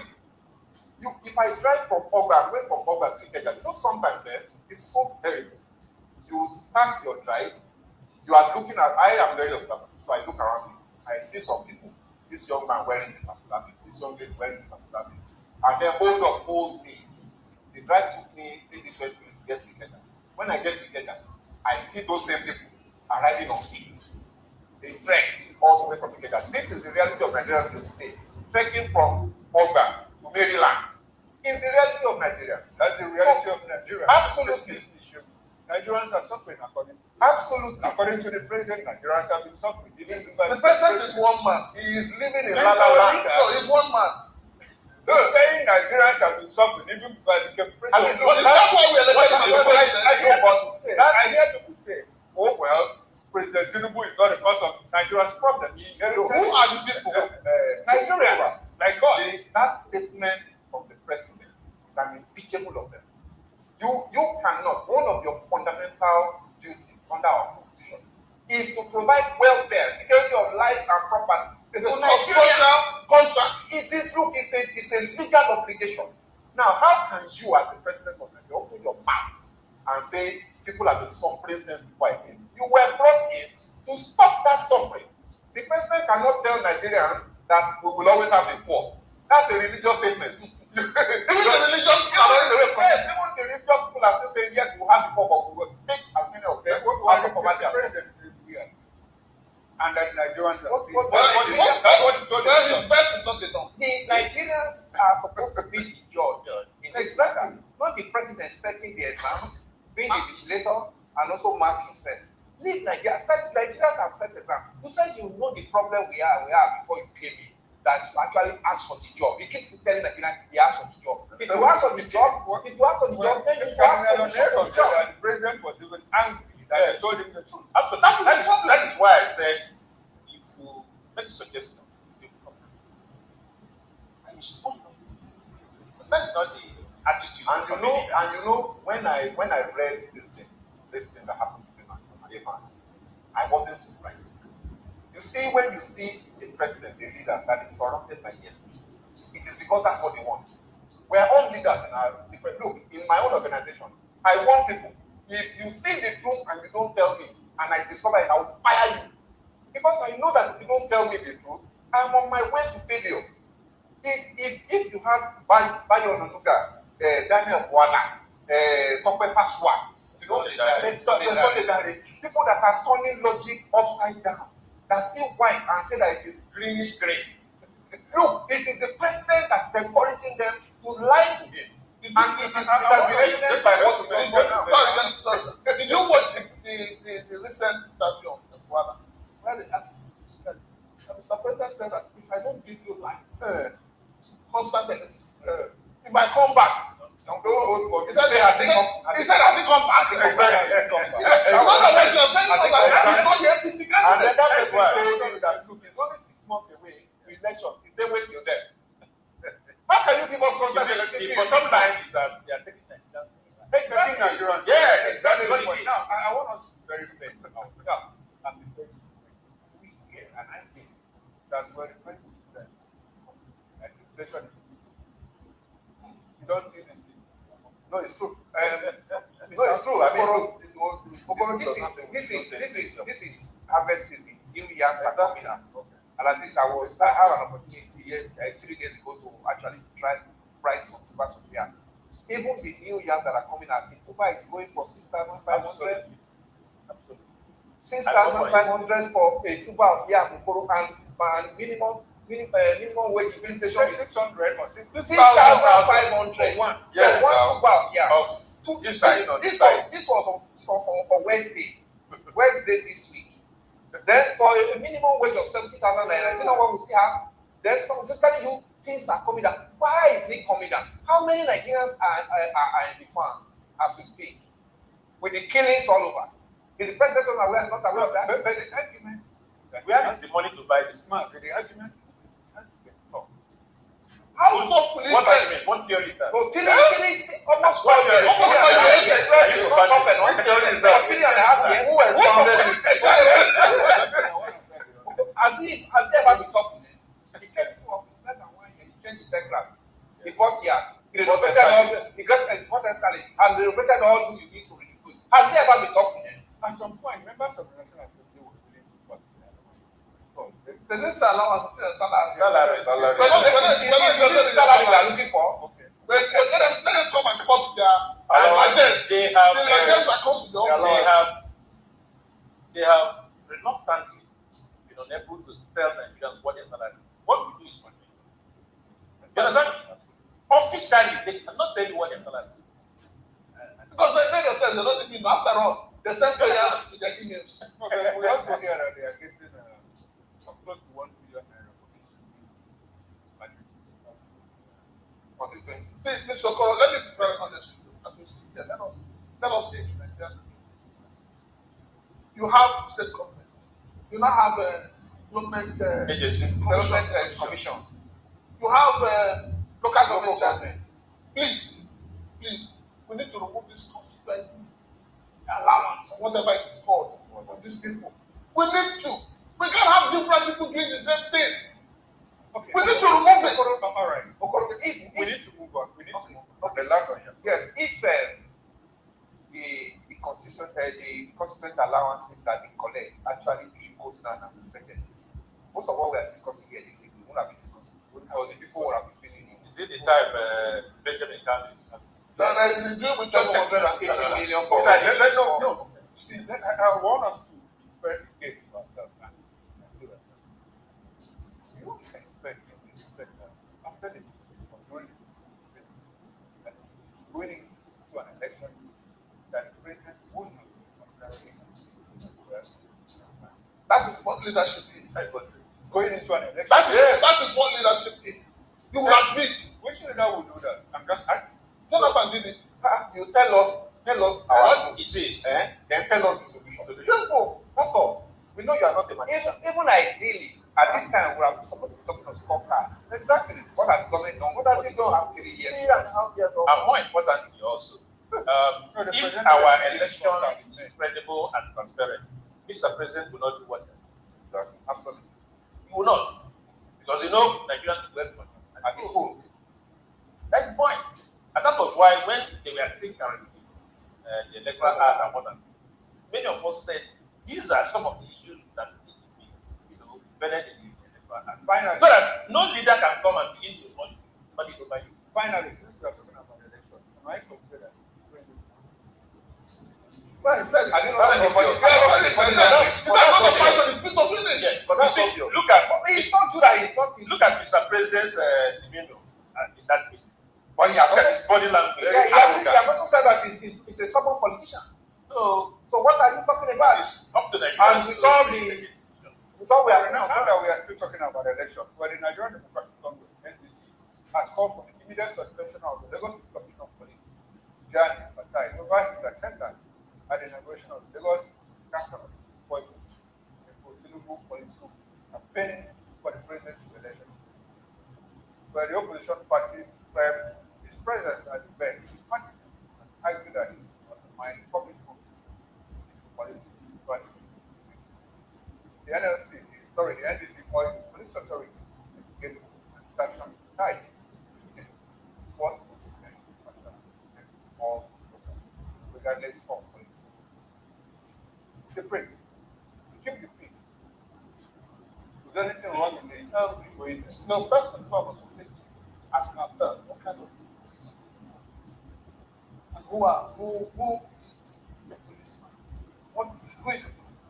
You see, this is why I have been opposing this whole thing about state police, the way we're going about it. If at the federal level, you now find the commissioner of police attending an event organized. No, that's the point. Did he attend or did he go there? Why can't he go there to keep the peace? Why wouldn't he go there? He was there as a guest. He was there as a guest, not to keep the peace. Yes. Let us not get us to discuss the fact. You have forgotten that he was introduced when he came. He was there as a guest, and it is totally unacceptable. I also forgotten what happened in Owerri. Point out where the people had to walk, more like walk, and cut away the routes that were meant for them. Because the government has not done it, they were trying to No, listen. You see, let us say things. No, that is exactly what we are looking at. Even if there were these peace, you didn't need commission of Is it the police commissioner that will do it? Is it the commissioner that Let us assume, without considering the fact that the commissioner was there because city movement applied for police protection, which is normal. Let us assume that was it. Now, the presence of the police commissioner, just like I said, is it the police commissioner that will do this job? Assuming they applied for protection, the police commissioner should have some other things to do, not just to go for a fanfare of a political party. Now, if that is the case, that the police commissioner, but the police as they are important, have not told us that they were, it is based on the application by the city movement that they were, there. They have not. They have kept moving, which means they were not officially invited. Elvis, is this a foretaste of the presidential election? Have we not already started saying it in Osun State? already happening. What's happening with all the arrests and the killing, the governor being embarrassed? You have forgotten what happened? A court party said, send the CP. No. Exactly the trajectory that played out in the 2 election. So what is happening also. A 2 election is succeeded in. The replica of a 2 election is what is going to play out in Osun, and it's already started. Remember, it got to understand that former governor of Edo State, Governor Obaseki, said, I'm not going to sign the peace accord. Because almost every who is in PDP we already arrested and we taken to Abuja. That's what is happening in Osun State now. Then, when the election instead came, remember the over 35,000 police were deployed to Edo State. There were 2 DIGs to supervise one election. And at the end of the day, we saw that the election was going on well. And when they saw that it was turning the other way, they have to tell them no more coalition at the ward and local government. Move straight to INEC head office immediately. The governor protested and went to that head office. What happened? They used their security to command him and send him out. That's exactly what is going to play at Osun State. And because they succeeded in Edo State, they succeeded in Osun State, that's what we are going to see in 2027. Now, sure, there's a certain young man who had that took over from they call him Sim. And sometimes last year he said, well, this is if you don't vote for this, does this look like what we are going to see in 2027? We already saw it in 2023. Would there be a bit for it? It will be worse. And if care is not taken, you see, Prince said something, and you were linking that this conversation about the commissioner, the issue of state police. If we make the mistake of rushing through the process of establishing state police in this country, before this election, when police is a major topic, we will not have an election. Thank you very much for the banter. We'll go on a short break. And when we return, we'll get into our major topic of discussion. Please do stay with us. We'll be right back.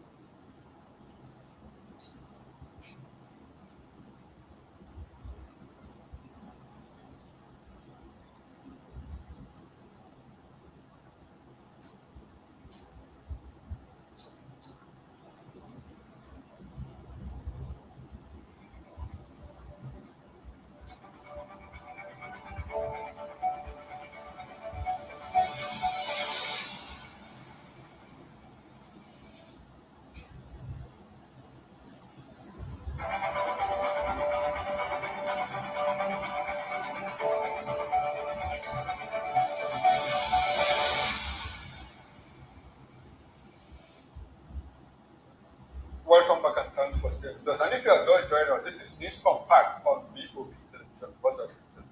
Now let's get to our major topic of discussion. The first one. Now the Court of Appeal in Abuja has overturned the Federal High Court judgment that ordered the registration of the African Democratic Congress, ADC, and 4 other political parties. Well, the appellate court ruled that the lower court lacked jurisdiction because the case was filed by a non-juristic entity and ignored evidence showing the affected parties had previously won elective seats. As a result, the parties' registrations were restored. Good news for those 5 political parties. While the court also criticized the trial judge, Justice Peter Lee, for delivering judgment despite an earlier order directing it to take proceedings pending an appeal describing the action as judicial misconduct. The affected parties, the ADC, the Action People's Party, APP, the Action Alliance, AA, and one party going into an election in Osun State, and Zenith Labour Party remain legally registered and eligible to participate in Nigeria's electoral process. Shegu, let me start with you. Does this offer hope in the judiciary for the Nigerian people? Well, I mean, look, the judiciary is in tatters. Maybe this was so obvious and they had a choice. You know, I'm not a lawyer. Man, we have been on your program. And I was saying, first of all, who are these people? In law, they are called busybodies because they don't have locus. I am not a lawyer. How can I know that? And a justice will not know this. You know, so for me, I don't think they had a choice actually because this justice so overstepped and overreached and abused the law that there was really no alternative but calling to order. This case was not a case at all. It should not have been entertained in the first place. You can't have selective application of the law. If you have 18 parties who, according to you, don't have elective officers, how come you are registering only 5? And then the people that are bringing the case, they are not political parties. What's their locus? In fact, apparently, they are not even a justiciable entity in the first place. You know, so I would not want to interpret this as meaning that there is hope for the judiciary. I think we need to keep our eyes wide open. We need to continue to call them out because we are seeing rulings that make no sense, judgments that make no sense, even from the Supreme Court. The Supreme Court's ruling and judgment in the River State matter concerning Fubara, you know, and the State House of Assembly, you know, the state of emergency declaration, the things that the Supreme Court said were clearly unconstitutional, and the Supreme Court cannot override the Constitution. So I am not old enough anymore to think that maybe this is a saving grace for the judiciary. I think they didn't have any alternative because this case was stubborn, right? And they have to sanction that guy. So it's hashtag justice against Justice Peter Lifu. The guy must be suspended. We'll talk about Peter Lifu because the agency also, they are safe for take something. Mazi, let me come to interrogation all of this. Let us also the due registration of political parties within public defense. At Tahiru, when he was elected, they registered about 118 or more political parties. Not because they didn't have elections, but because they didn't meet the constitution.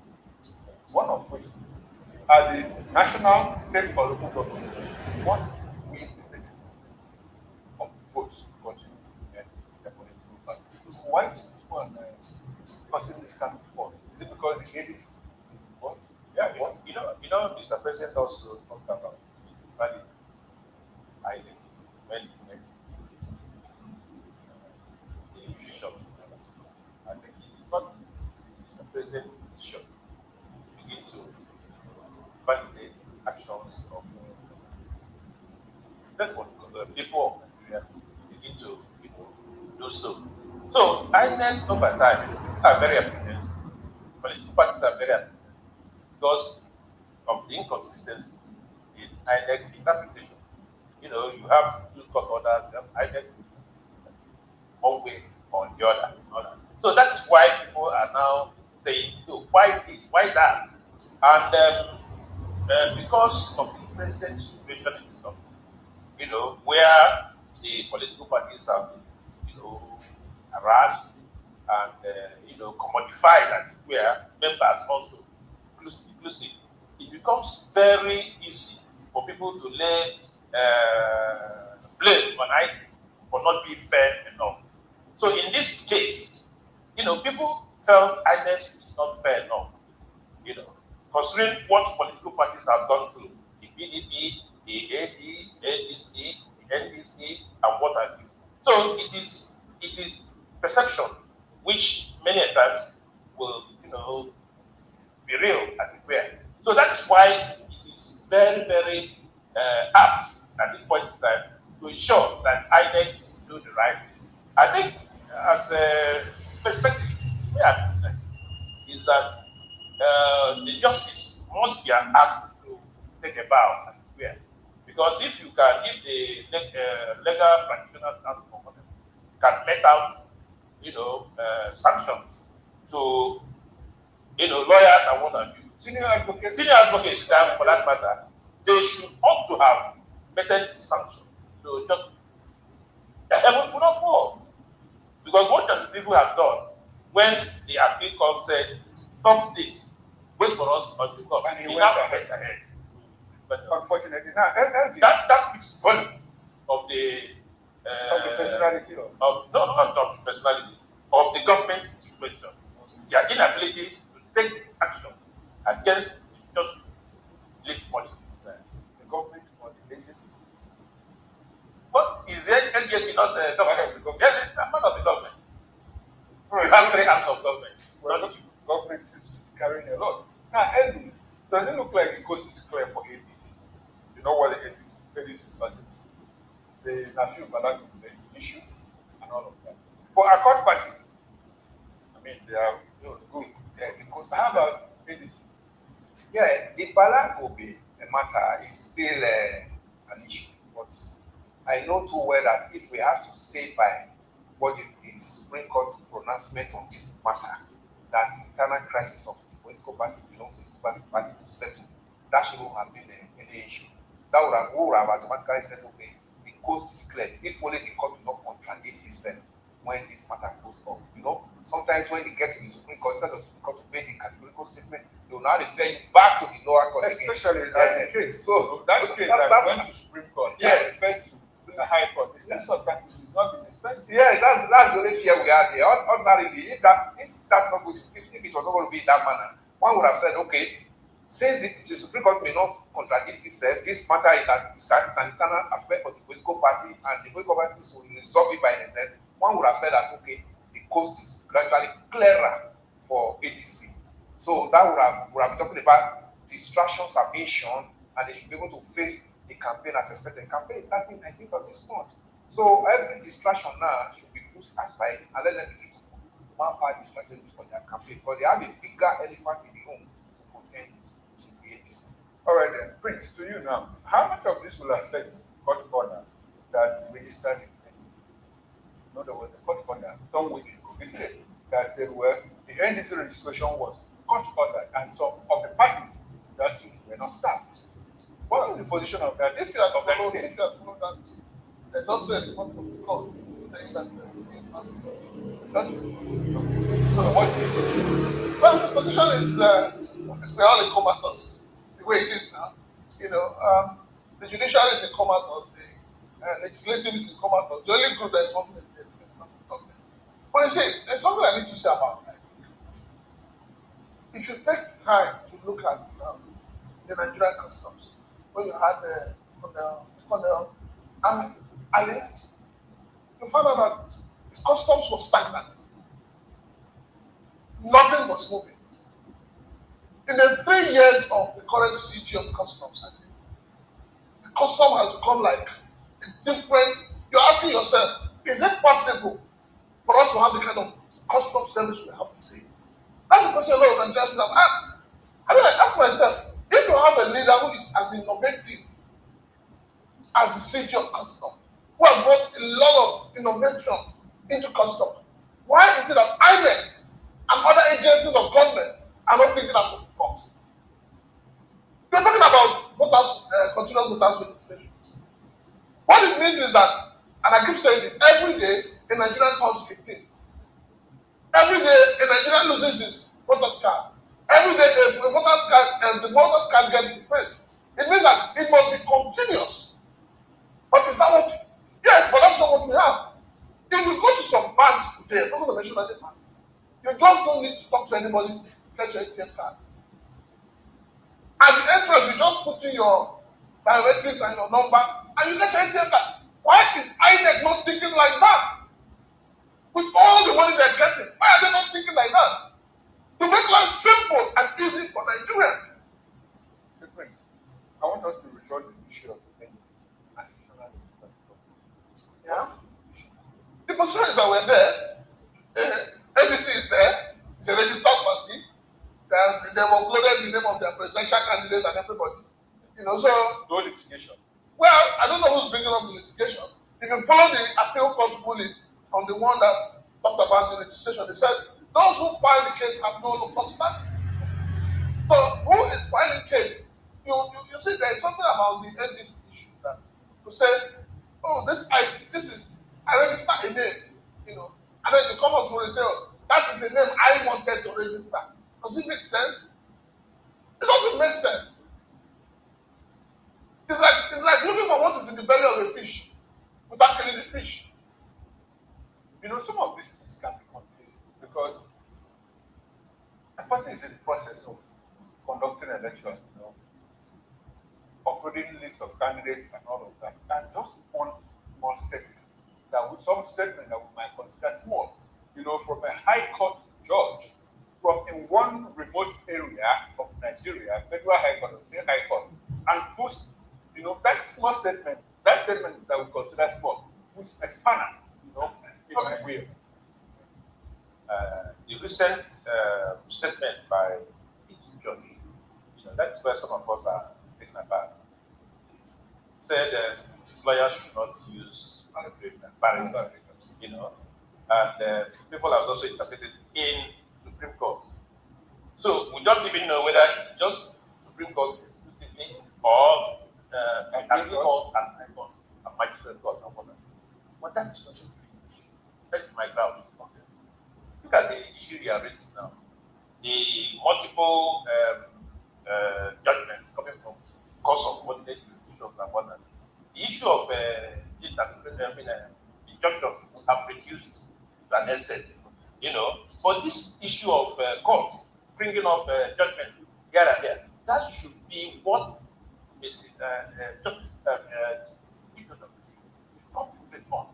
Because any little thing, just like you said, one court will from one place give a judgment that can ignite confusion. I mean, so Supreme Court being a court of policy, by the time it gets there, it will apply it. But any attempt to begin to see, do anything that can affect the ADC or NDC and what will not, be much, will not speak good. Why I ask this question? So they should be allowed to conduct their in 2023, we had what Nigerians had what is the eyes of the judiciary. One statement, just one line, cost party. As we recall that sometime in 2023, after the general election, one person went from Advocacy to Kano State, opened a case against the Labour Party candidate in Kano State, joined the election, and they said, well, that Labour Party candidate, Abidisho, had no locus even to run the election. And there was crisis in Advocacy. And so a situation where court judgments could just, turn everything around. That's why I'm asking the break here. That's why I'm asking the break here. The position of that NDC is so that it won't take people by surprise when probably 2 weeks or 3 weeks to campaign and they said, oh, one court in somewhere in Zamfara said NDC based on the judgment that was given in the state. So that's how I So what we have today, fortunately, is sharing that is having a more called selective judgment. And we have an INEC, on the other hand, implementing what I also call selective rulings. When you say this judgment, are selective, unfortunately and curiously, we have lawyers on both sides. Some lawyers say, well, this is nonsense. Some lawyers say, well, this is excellent. You don't know. Where do we start? The problem is you blame the judges. The judges today are not giving judgments that has a closure. They're giving judgments that is open. I don't mean that intention. Well, that is what it is, because by the time the judgment is brought out, the lawyers to the plaintiff have their own interpretation of your judgment. The lawyers of the defendant, so everybody decides to look for where to hold on to. But that is not the way judgment should be. Judgment should be a closure.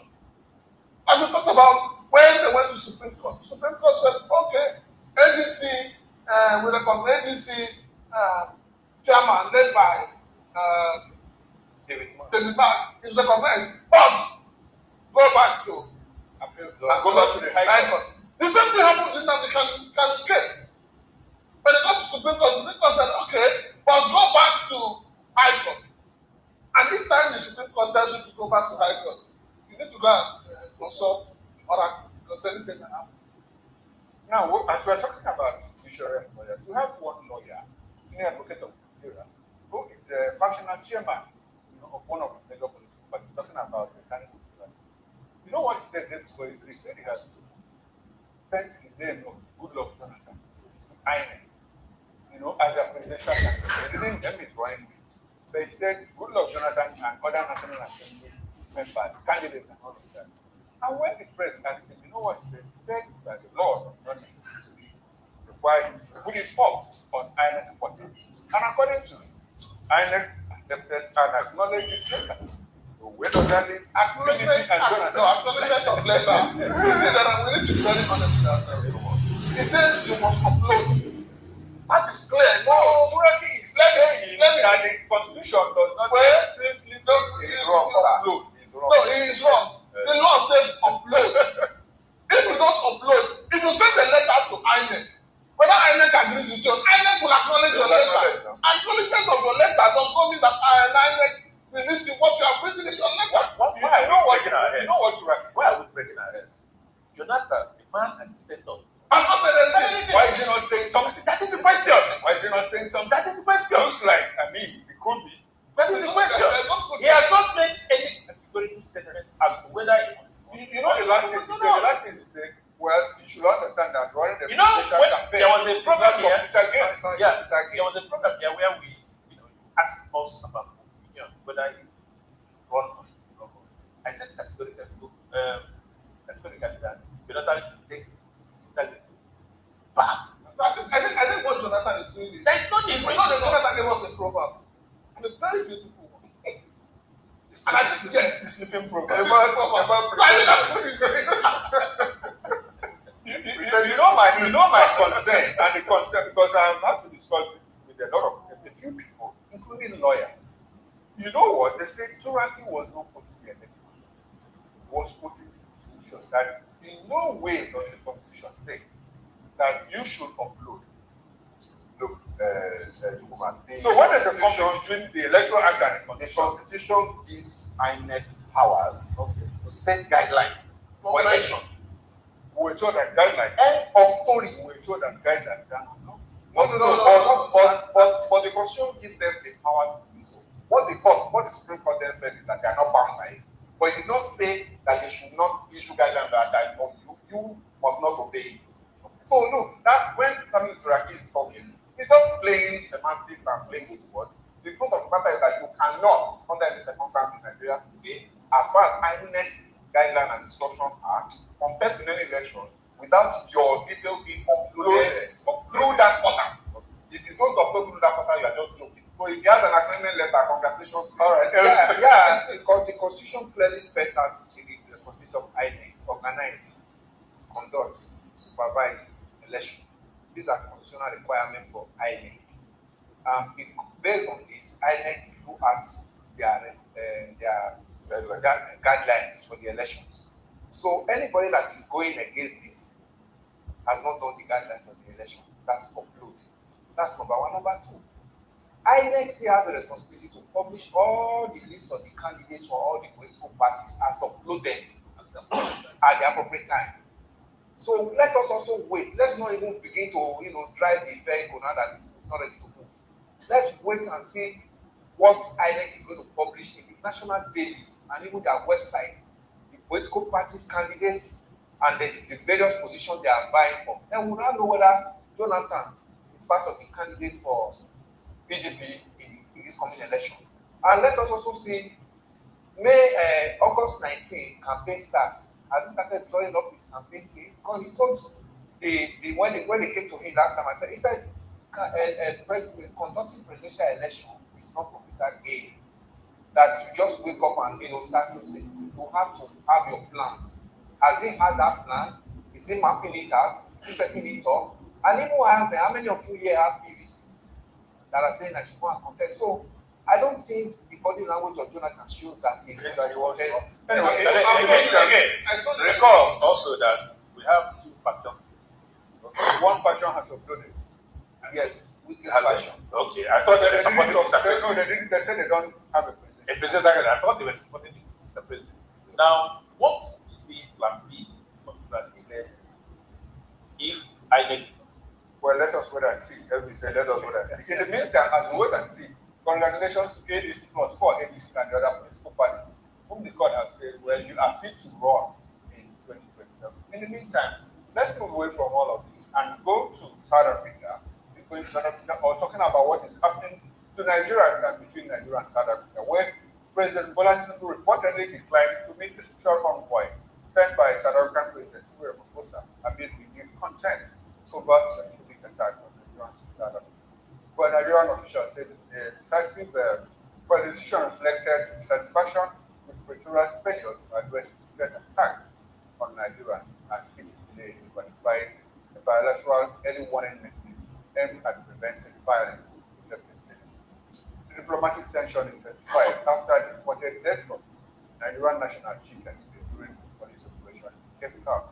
While South African authorities say they have launched an investigation and declared he became unwell during the raid.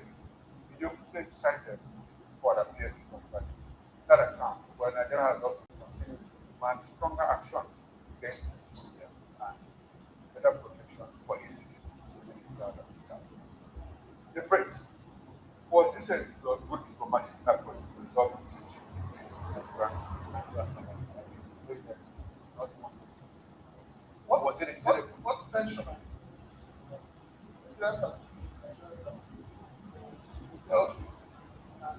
After they brought back some Nigerians from South Africa who have lost their property, some of them they were not even allowed to come with their wives and children.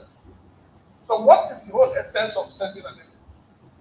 Is everyone coming to tell the Nigerian people, oh, we are sorry for what happened? No. For me, initially when this news broke up and said Mr. President refused to entertain their visit, I was happy. And I saw, oh, first time, we have our president is taking a bold step. And when I now heard that the Minister of State finally welcomed them, I mean, for me, it was. You mean it should have been sent back? Yes! Yes! They should have been sent back. We should have even let this group, the APC group, to sweep their legs off. Why the why probably the that is the group. That is the symbol. You see, this is. You see, let me tell you, the beauty of any country is how your government values the lives of the people. But the way it is today, the Nigerian life has no value in Nigeria. Because if you say you have value in Nigeria, terrorists, bandits, militants are waiting for you. Outside the shores of Nigeria, we have no value. People no longer respect Nigeria. So for me, I would have said that, what the government would have done from day one was also to pay back some African companies in Nigeria by chasing them away. You need to be alive to talk of diplomacy. You need to be alive to talk of economy. You need to be alive to talk of hope. The lives that have been lost, the properties that have been collected from them. Now these people that have come back from South Africa, how do you want them to start their life all over again? In what way? 50,000 naira, 100,000 naira? Is that what you call intervention? Or they should go and start buying Akala. My state government have given out 1 million. Okoro, please. that has lost his You know how many years these people are? You know the age at which they are today? And you want them to go and start all over? How do they start? You already know that the people in Nigeria here, some people here already depend on them to survive. Then the hardship that they're facing here, they're bringing another hardship. I know diplomacy gone wrong. Their line of thought. Go ahead. Diplomacy gone wrong. When this is happening, of course, I think South Africa will happen in November. So Ramaphosa was looking at that election, and the way the activities of affect in order to, in terms of gaining political mileage. That was why nothing prevent such method on non-South African. Very, very unfortunate.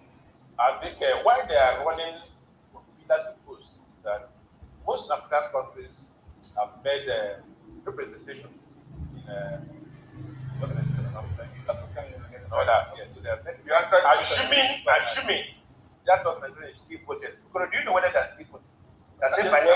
No, they exist. Okay. If they barely exist. So we are saying that if in true sense there is something like that Organization of African Union, when we know about it 20, 30 years ago, that is a better platform to answer some of the South African questions. Where? Because I think they went beyond the boundary of civility to ask people, even if you want people to regularize, and the point is that they even refuse people to regularize their state papers. people that have the newspaper to regularize their People that have stayed up to 23 years. You know, Why- so why that do makes you have it their that papers makes it a when little bit you more difficult to understand. I think the South Africans should be taught a lesson in their own language. Elvis, so while we are trying to do South Africa, I did some form of research online. I even had to make that into South Africa, Nigerians professionals in South Africa. And I discovered that we have more than 25,000. But when I ran through checks, I mean, even Meta, Google, they couldn't give me the number of South Africans. But we have big businesses here that are telecoms, banking, conglomerates. So, in the level of economic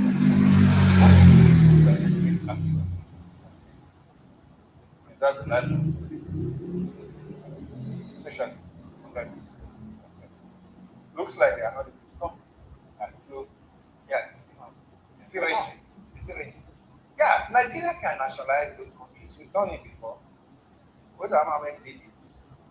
And how did you come out from it? No, it's still existent today. BP turned to Africa Petroleum. Today we still have it as Adoba Oil, APUCC. That means that even if it's nationalized, Nigeria can confidently take care of those companies and run them successfully and still allow Nigerians to remain in the employment of those companies. It's not a new thing, Okoro. So we can do such things. If a military government can even do it, the way we look at military government, then we're talking about civilian administration now that believe that they are supposed to have a more robust economic team to assist such nationalized countries to actually, be able to break even in the economy. We can do that because the way we are looking at South Africa, we are looking at them that, we have been pushed to the wall and we don't have anything to do to react back. And that's why you see daily, I saw a video that was trending back 2 days ago, a Nigerian woman, still talking about they just came out again, even when we are talking about the ones that have come so far. So if we don't actually reciprocate, this will continue. And Nigerians are just like scapegoats in this matter. So President Tinubu's being the envoy was a good one. But where they now missed it was the envoy now went to have a meeting with one of Tinubu's ministers again. A junior minister. I mean, it's like robbing Peter to pay Paul. That envoy should have been shot the way to the airport immediately. At least that will also sound warning to other other countries. And even still Ramaphosa said that, the person I sent was not welcome. Why are we dealing that? The president said, I'm not going to meet you. Hey, junior minister now open the door for the envoy to come in. I mean, and this is still the same government that talks about the same policy. Why are we always having conflicting policies? In Nigeria and South Africa, we've had this kind of regional rivalry for a very long time. We won. At some point, Nigeria was the biggest economy. What's that for $30 billion? Fine. We are back to 4 now. 340. But South Africa is number 1 now. And so in the event of that regional rivalry, we see a situation where our exports to South Africa have good income, rural ownership, and all of that. We have professionals who they not top people, very few. You see people selling necklaces, ornaments in the streets of South Africa, Nigeria. What should be the role of government in ensuring that when Nigeria is not done, there are hours light on home, just to go and work in some South Africa. Meanwhile, their exports to us, big companies, bankers, top engineers that work in telecommunications. What should be the role of government in stemming that tide so that there could be a reversal? I mean, a situation where people that go there go to clean shoes and even run car shops. No, there's car wash and all of that, barber shops and all of that. What should be the role of government in reversing that? Or does it look like whether they retired and what happened? Water will always fight, right? And that's the way it works out. The balance of power in South Africa. Forget even when we were supposedly number 1 economy in Africa. We were just lying to ourselves. That was just on paper and in sometimes. The reality is that South Africa is a far advanced society than Nigeria, in spite of whatever anything we might want to say about them and about the behavior of the blacks. If you have been to Johannesburg, Cape Town, We have been to, Fountain Center. I mean, look, it's a beautiful, it's more beautiful than the United Kingdom. The South African roads infrastructure, the systems work. So when Nigerians being who we are, the country itself is a mess, it's a calamity, it's a collapsed society and a non-functional society. Nigerians, absolutely, I say that boldly without any equivocation of any sort. Nigerians have been forced as economic refugees to the far ends of the earth. Nigerians have left Nigeria to go to Ghana. Is it not the same Ghana that we say Ghana must go just 30 years ago? Togo. Nigerians are in Togo, Nigerians are in Benin Republic, Nigerians are in Cote d'Ivoire. Right? So, of course, Nigerians are in South Africa. And when they go there, they're not going there to go and occupy high office, to be CEOs. Like you said, they're going there just to make ends meet. The reason for that is that Nigeria is failing and has failed. So let's come back to the issue of the envoy and all of this economic diplomacy. I give President Tinubu full kudos for rejecting the envoy. And I think that the reason he did that was not to say we're not talking to South Africa. What he was doing was to try and play a seniority game. Say, if I am going to meet with South Africa, it must be president to president. So he didn't send them away, he sent them to a lower person, which for me is okay. But look, that's not the issue. The issue is beyond all of that optics. What is Nigeria doing for Nigerians to make sure that Nigerians don't need to leave Nigeria? Exactly. Is it not the same president that is saying that hungry people have been in Nigeria since before he was born or since before he became president? So that is the problem that I think that Nigerians must recognize. I think that when you look at the whole thing, Nigerians need to begin to understand that there's a consequence for the decisions that we take, for the politicians we support, and these are the real life consequences. When Nigerians, people in our caliber, this panel, high powered panel like this, people like us, I was just looking at some of the guys that were accommodated by one church guy in River State. Yes. Put them in a hostel. I was just looking at the faces of some of those men, and I could see myself in them. And I was thinking, my goodness, all the work of 20, 30 years, your house, your houses, your belongings, your electronics in your house, they came back with nothing except for a suitcase. Where will this come from? This is a calamity that I think that Nigerians must understand is a result of our blind and foolish continued support for useless politicians. With all due respect for my very tough, rough language, we must get away from behind these politicians and back ourselves. Okay. And insist that these politicians must serve our interests and not the interests. All right, sure. What should be the role of African Union in all of this? The African Union is a toothless role. What is the role of even the United Nations in the things that are happening at the various geopolitical issues across the world? All of these regional bodies were just set up as talk shops. They are very, very, except for few exceptions when they send peacekeeping missions and what have you. And even those are limited. At the end of the day, the bite of those multilateral agencies comes from powerful nations within those. Okay, so nations. So at the end of the day, it's still between nation. And now, what should be? What do you think? So they've acted and actually that they failed in this situation. This matter did not just start today. This xenophobic matter did not just start today. It's been on. What has been the pronouncement of AU in this matter ever since? We're just saying this one now. We saw it one of 2008. We saw it in 2015. We saw it in 2018. 2022. And here we are now. Where has been the role of AU in all this? If the AU actually was still a formidable body that is still talking about AU. So serving the interest of member nations. Talking about AU, I hear that it's already causing problems with Southern African population. Yes. Martin. Yeah, the angle I want to bring out is there's something I stumbled on. When people were analyzing what South Africa invests in that area and what Nigeria has. We have a lot of countries. So, you know what I'm saying? Yeah, there is a lot of things. They read it out. That's an export. Yes.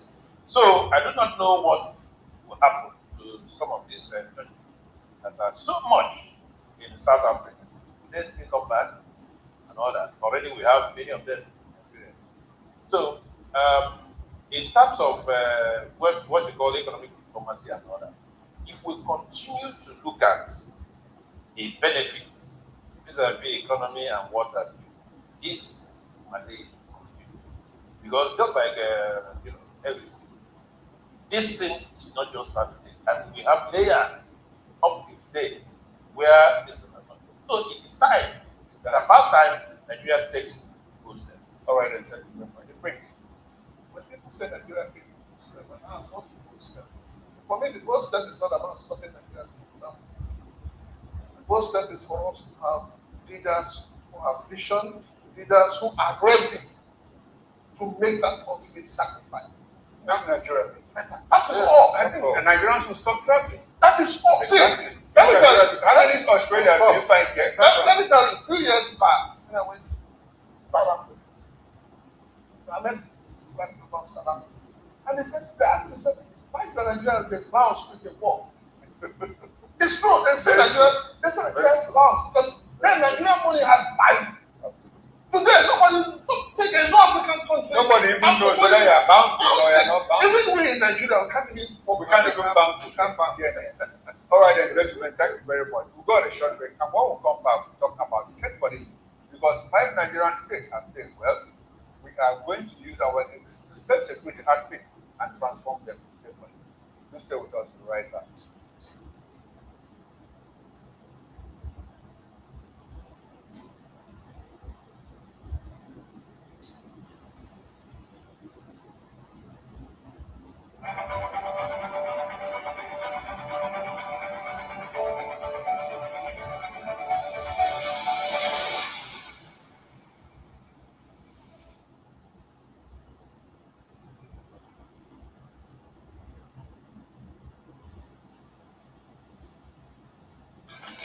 In a world where my sheep speaks every word, The nation full of mercy. in a world filled with noise, the truth is the voice, the policy is the sheep.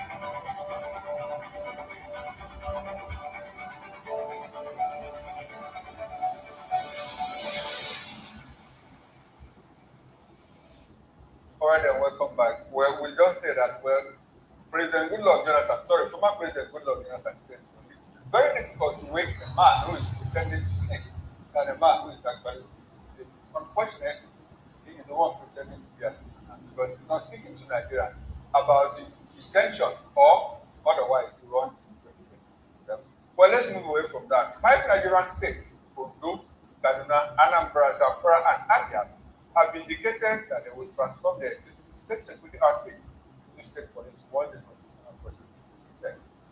They argue that agencies such as Motor, Advocacy, Agona Chamber, Civilian Protection Guards, and Abia's Homeland Security outfits already have 20 personnel, local knowledge, and operational experience, making the transition faster and more cost-effective. Meanwhile, several other states, including Bayelsa, Yobe, Imo, Benue, Kebbi, Sokoto, Ogun, and Ekiti, said they will wait for the final constitutional framework before deciding on the implementation.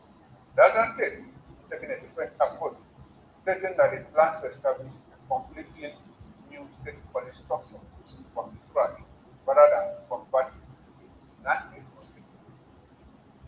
The Prince, I've been on this state police issue with you, inside out, in and out, off and on. How do you react to this? 5 states, including Abia, Anambra, and what? How do you react? I stand on my position. Which is my opinion is that we are running too fast. We're doing like people who are under the influence of some drug that is driving us. See, we can actually have a state police that will make sense to people. And that's why I've advocated. Already we have a federal police. How well have we utilized that federal police? Why don't we do a little bit of brain work? It's okay. This state police were asking for, and I were rushing so hard. What do we want to achieve? If the Nigerian army that spends years training soldiers are unable to curb the menace of bandits, to think that state police that you horribly put together will be able to do something. The governors are saying that, oh, we don't have control of it now, which is the problem, isn't it? We don't have control. We are called chief security officers, but we don't have the license, authority. Why don't we start by saying, okay, every state in Nigeria, the commissioner of police should come from that state. That is one. Two, this power we're talking about, this power strong, gives some power to the state government. And see how it plays out. But the core of politicians we have today, if we go into this issue of state policing, we're going to have more problems than we already have. The Prince. So your position is that it's better we have one problem than at seven. Exactly. Mas, your reaction. State police, states, including my state, say, well, we'll transform our return fit to state police. Anambra State has argument in that, and you know their pedigree, you know their antecedents. Yeah, state police. Yeah, talk about never, and cannot take away, civic. Cannot take it away. So people have argued very persuasively that governors will use them, all that and all that. Despite that fact, we still have some good side, positives. State police. What people have argued now is that the state police should not come before January 16th. Okay, so they have the problem with the timing. Yeah, the timing, that is one. And the timing is very, very important for people, not to use it as a political tool to disenfranchise and pander to with them there. But on the whole, the important thing is not about many boots on the ground. It's not about the number. Of course, Mr. President has also announced 28,000 new boots on ground and all that. All these are good. But one, the political will to begin to address the issue of terrorism and banditry is key to me. Two, the issue of technology should also be very, very vital in this pursuit. Look at what we are hearing, in recent times about the exploits of the military agencies. Like they are making some new rule. It's like they are making some new rule. But one thing I find out is that they make one step forward and 2 steps backwards. So what that tells me is that there is still a lacuna. There is still a gap, which needs to be filled up. And that is the political will to head on, tackle this problem. And then we must drive it with technology. So it's not about happening. It's not about boots on on the ground. All right, now, Elvis, we are discussing transition from, let's say, question outfit to state policy. What should be the minimum standard from the assessment of the current Nigerian? What should be the minimum? Not less than an NC. Yes, because we just see that most of these Nigerian policemen are people who were paid from the streets. Have you seen some police officers in the police station? They can't even write statements. They can't fill normal forms. One wonders, and this is the same person that is supposed to be like a prosecutor and look at the IPO in any case as well. Then how did they get into this sensitive agency as police officers? So we have to at least up the antics a little to at least that minimum of NCA holder, so that when those people who have actually got into that level, they have a way of decorum that they comport themselves. Not this one that are saying that, oh, because I'm wearing a national uniform as a policeman and I'm giving an arm on my hand, so I am now in government property. So they not climb the high. That's what you see. Most of them on the highway, misbehave. Then fast forward to some of the states now, adopting the already existing security they have on ground. So how were these ones recruited? Have you asked that question? How were they recruited? These are recruits that comes from party leaders, chairmen, all in the name of the zone. They have what they call it. They call it. They give them lots, allocations. Bring so number for your ward. Bring so number because you are a leader. That's how this one were brought together. And that's the kind of people now you want to now formalize, give them uniform and give them arm to now begin to get that big name, state police. And that do you know what that will be to the opposition in that state and to the people? Do you know what that will be? So I see a situation where we are arming these men in Ocean, like some of these men in Ocean in the whole market, run after buses. We are arming them now and giving them a bigger responsibility now that you are now a state police. So you are now, you know what they call themselves at the government king. That's what reigning them. So you now give them ID card, give them uniform, and give them give them guns. This time they are not licensed. So, do you think you and I can sleep with our eyes closed with what we are seeing in this nation? So that's still a big question. If they are talking of hastily bringing police and say police into existence, they should talk of recruitment process. So important. All right, Shegu just underscore what it is. You talked about the minimum qualification. What's the minimum qualification? Mazi, you are taking us like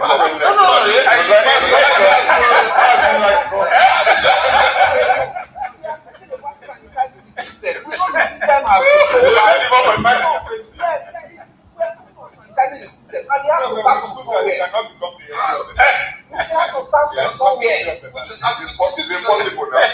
It's impossible now. If you want to sanitize the system, you have to start from somewhere. So we would like to put you on the spot. Permit me to start. Who wants to run Lagos State? What will you do? Well, I think what I would do is, first of all, I think that answering that question would not permit me to say the things that need to happen. So if I was running it, I am sitting in the driver's seat and all that. I think that the issues that needs to be addressed cannot be addressed by the person running. So permit me to step outside of that role and just speak to the issue. Okay. I think Prince said something that where it was running. For me, whether you want to convert existing, whether you want to create new one, whether it is a blend, whether you want to borrow some officers from the federal police, whatever model you want to follow, we must be thorough in the process leading up to the formation of these police commands, right?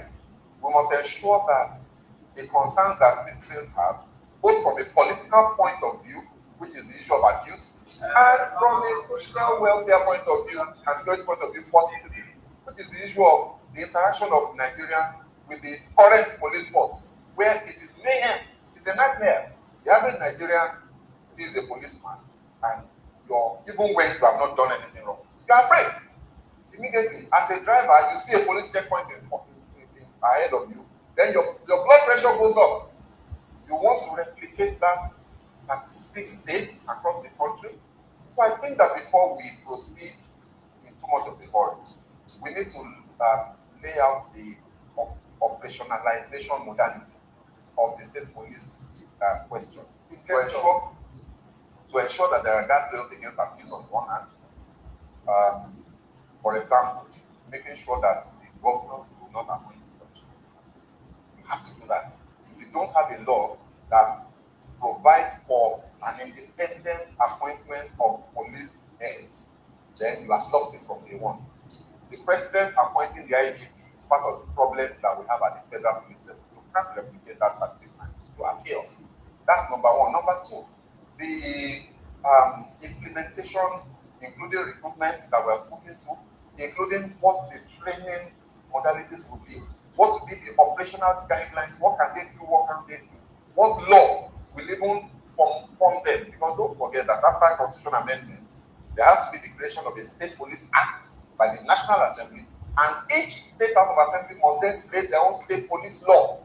Now, what will be the content of that law? There is so much to be done with this question of State Police that if we make the mistake, the way I'm hearing the politicians talk about it, the way I'm hearing the President and the Speaker talk about it, they just want to score a political point before the election. Well, I just have the prejudice to say he gave 60 months and Nigerians had to start paying him. Yes, Nigerians. No, many politicians.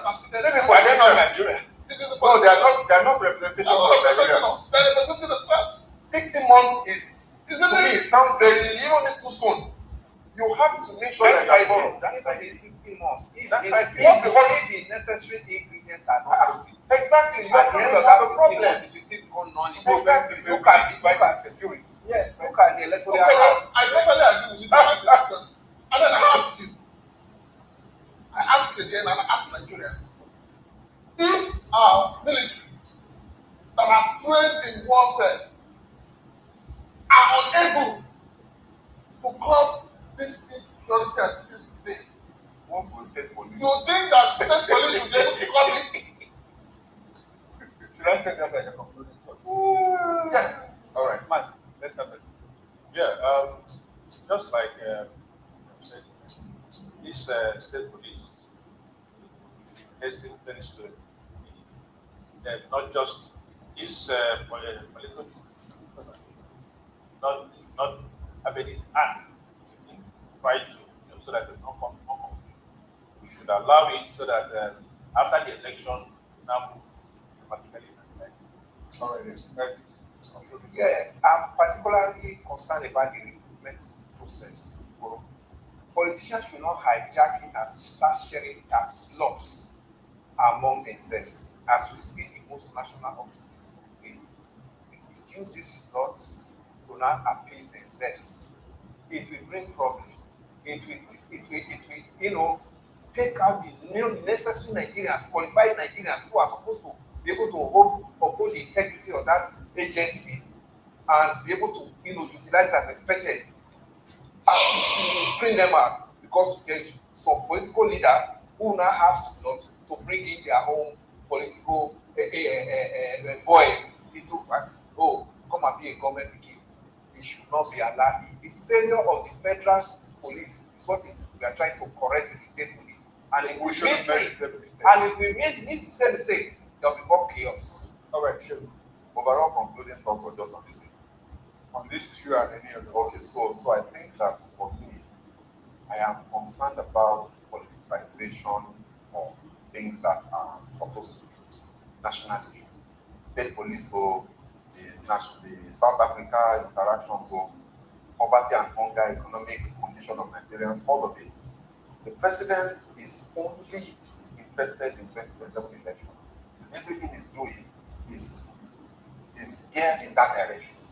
Nigerians need to be vigilant. Don't get to win, especially members of our group, this demographic represented at this table, who are middle class elite people with access to the corridors of power. Let us speak the truth. Let us not allow politicians who are only looking at elections to hoodwink us, to deceive us and lie to us about their intentions. Let us stand firm, tell them the truth, speak truth to power, whether the president wants to hear that truth or not, from an archbishop or from anybody. We owe the president and ourselves and the poor masses that don't have a voice to speak the truth to this president and tell him that should stop playing politics in the life of people. All right, before you make one session, please, not a session, don't video class. Point of. All right, thank you very much, gentlemen. Well, they say the price of liberty is eternal. Nigerians are very, very important. They also say that the price of indifference is one being ruled by its 2027, one economy, your PVC is your power. Use it to change the government. If you think that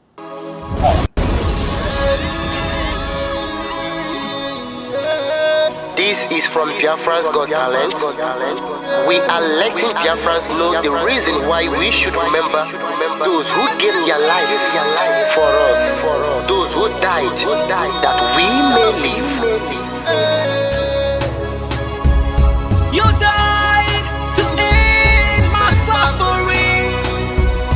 You died fighting for my freedom.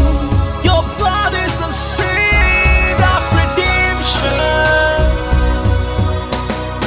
You are my inspiration. The deed no wrong with them. Military shots at them. 67 to 70, we remember them. 2016, 38 May, memory still lives in our mind till today. Wonder why they refuse to publicize the genocide. The world media turn blind eyes to our plight. It's time to arise, land of the rising sun. Let's rise one more time, let's rise. Yo, we will never forget our fallen heroes. Those who gave their life for us. Onitsha massacre, Ipocha massacre, Aba massacre. We remember you. Alright. Tell them I started there. Remember when me tell you say I started there. Yeah, I remember that one that called us a Bruce Mero. But the way would you cook like a Papa Nuku. But then they were Boniro. Me tell you what I look pandi, what pandi Samiro. Me tell you what I day. For me the plan and the rest of man I tell you what I am. Me never give up. Me tell them fallen heroes, I want to promise you something today. We must fight together, no retreat and no surrender. We must hold them down till the end of time. The most important thing is that we will restore Biafra.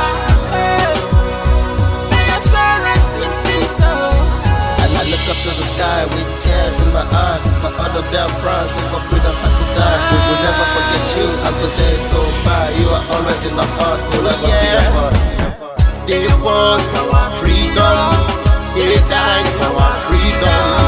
They fought the Nigerian soldiers in the war front without food, without guns, for our freedom, for our life, for our own good, for our children. We love them, our heroes. We want them. My heart bleeds when I saw them slain. Where will I be now if not then? They will remain indelible in my heart forever, forever, forever, and never, and never, and never. We serve in your plantation, and the way you paid us back with your bloody starvation. We bled in our history, that the death of our people is a mystery. No going back to get to a victory. I had a voice now call for vengeance. I never get bummed, I'ma blow like a vengeance. Yo, we will never forget our fallen heroes. Those who gave their life for us. Onitsha massacre, Ipocha massacre, Aba massacre. We remember you. Alright. Where will I be now if not you? You died at Mali.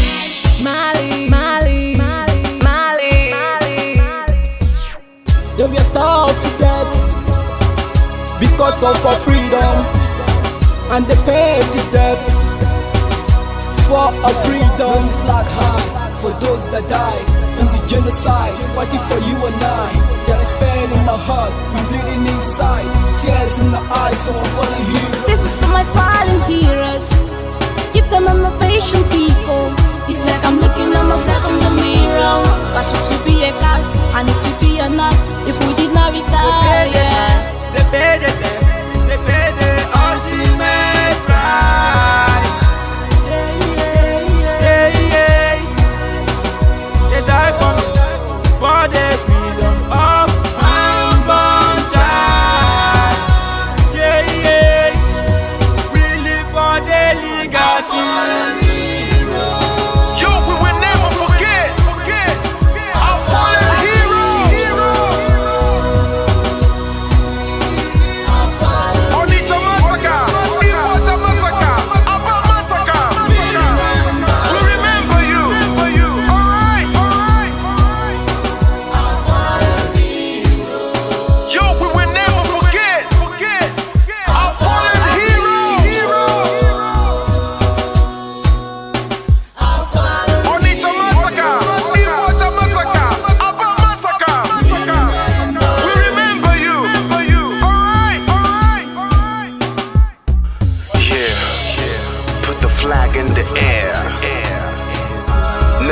free.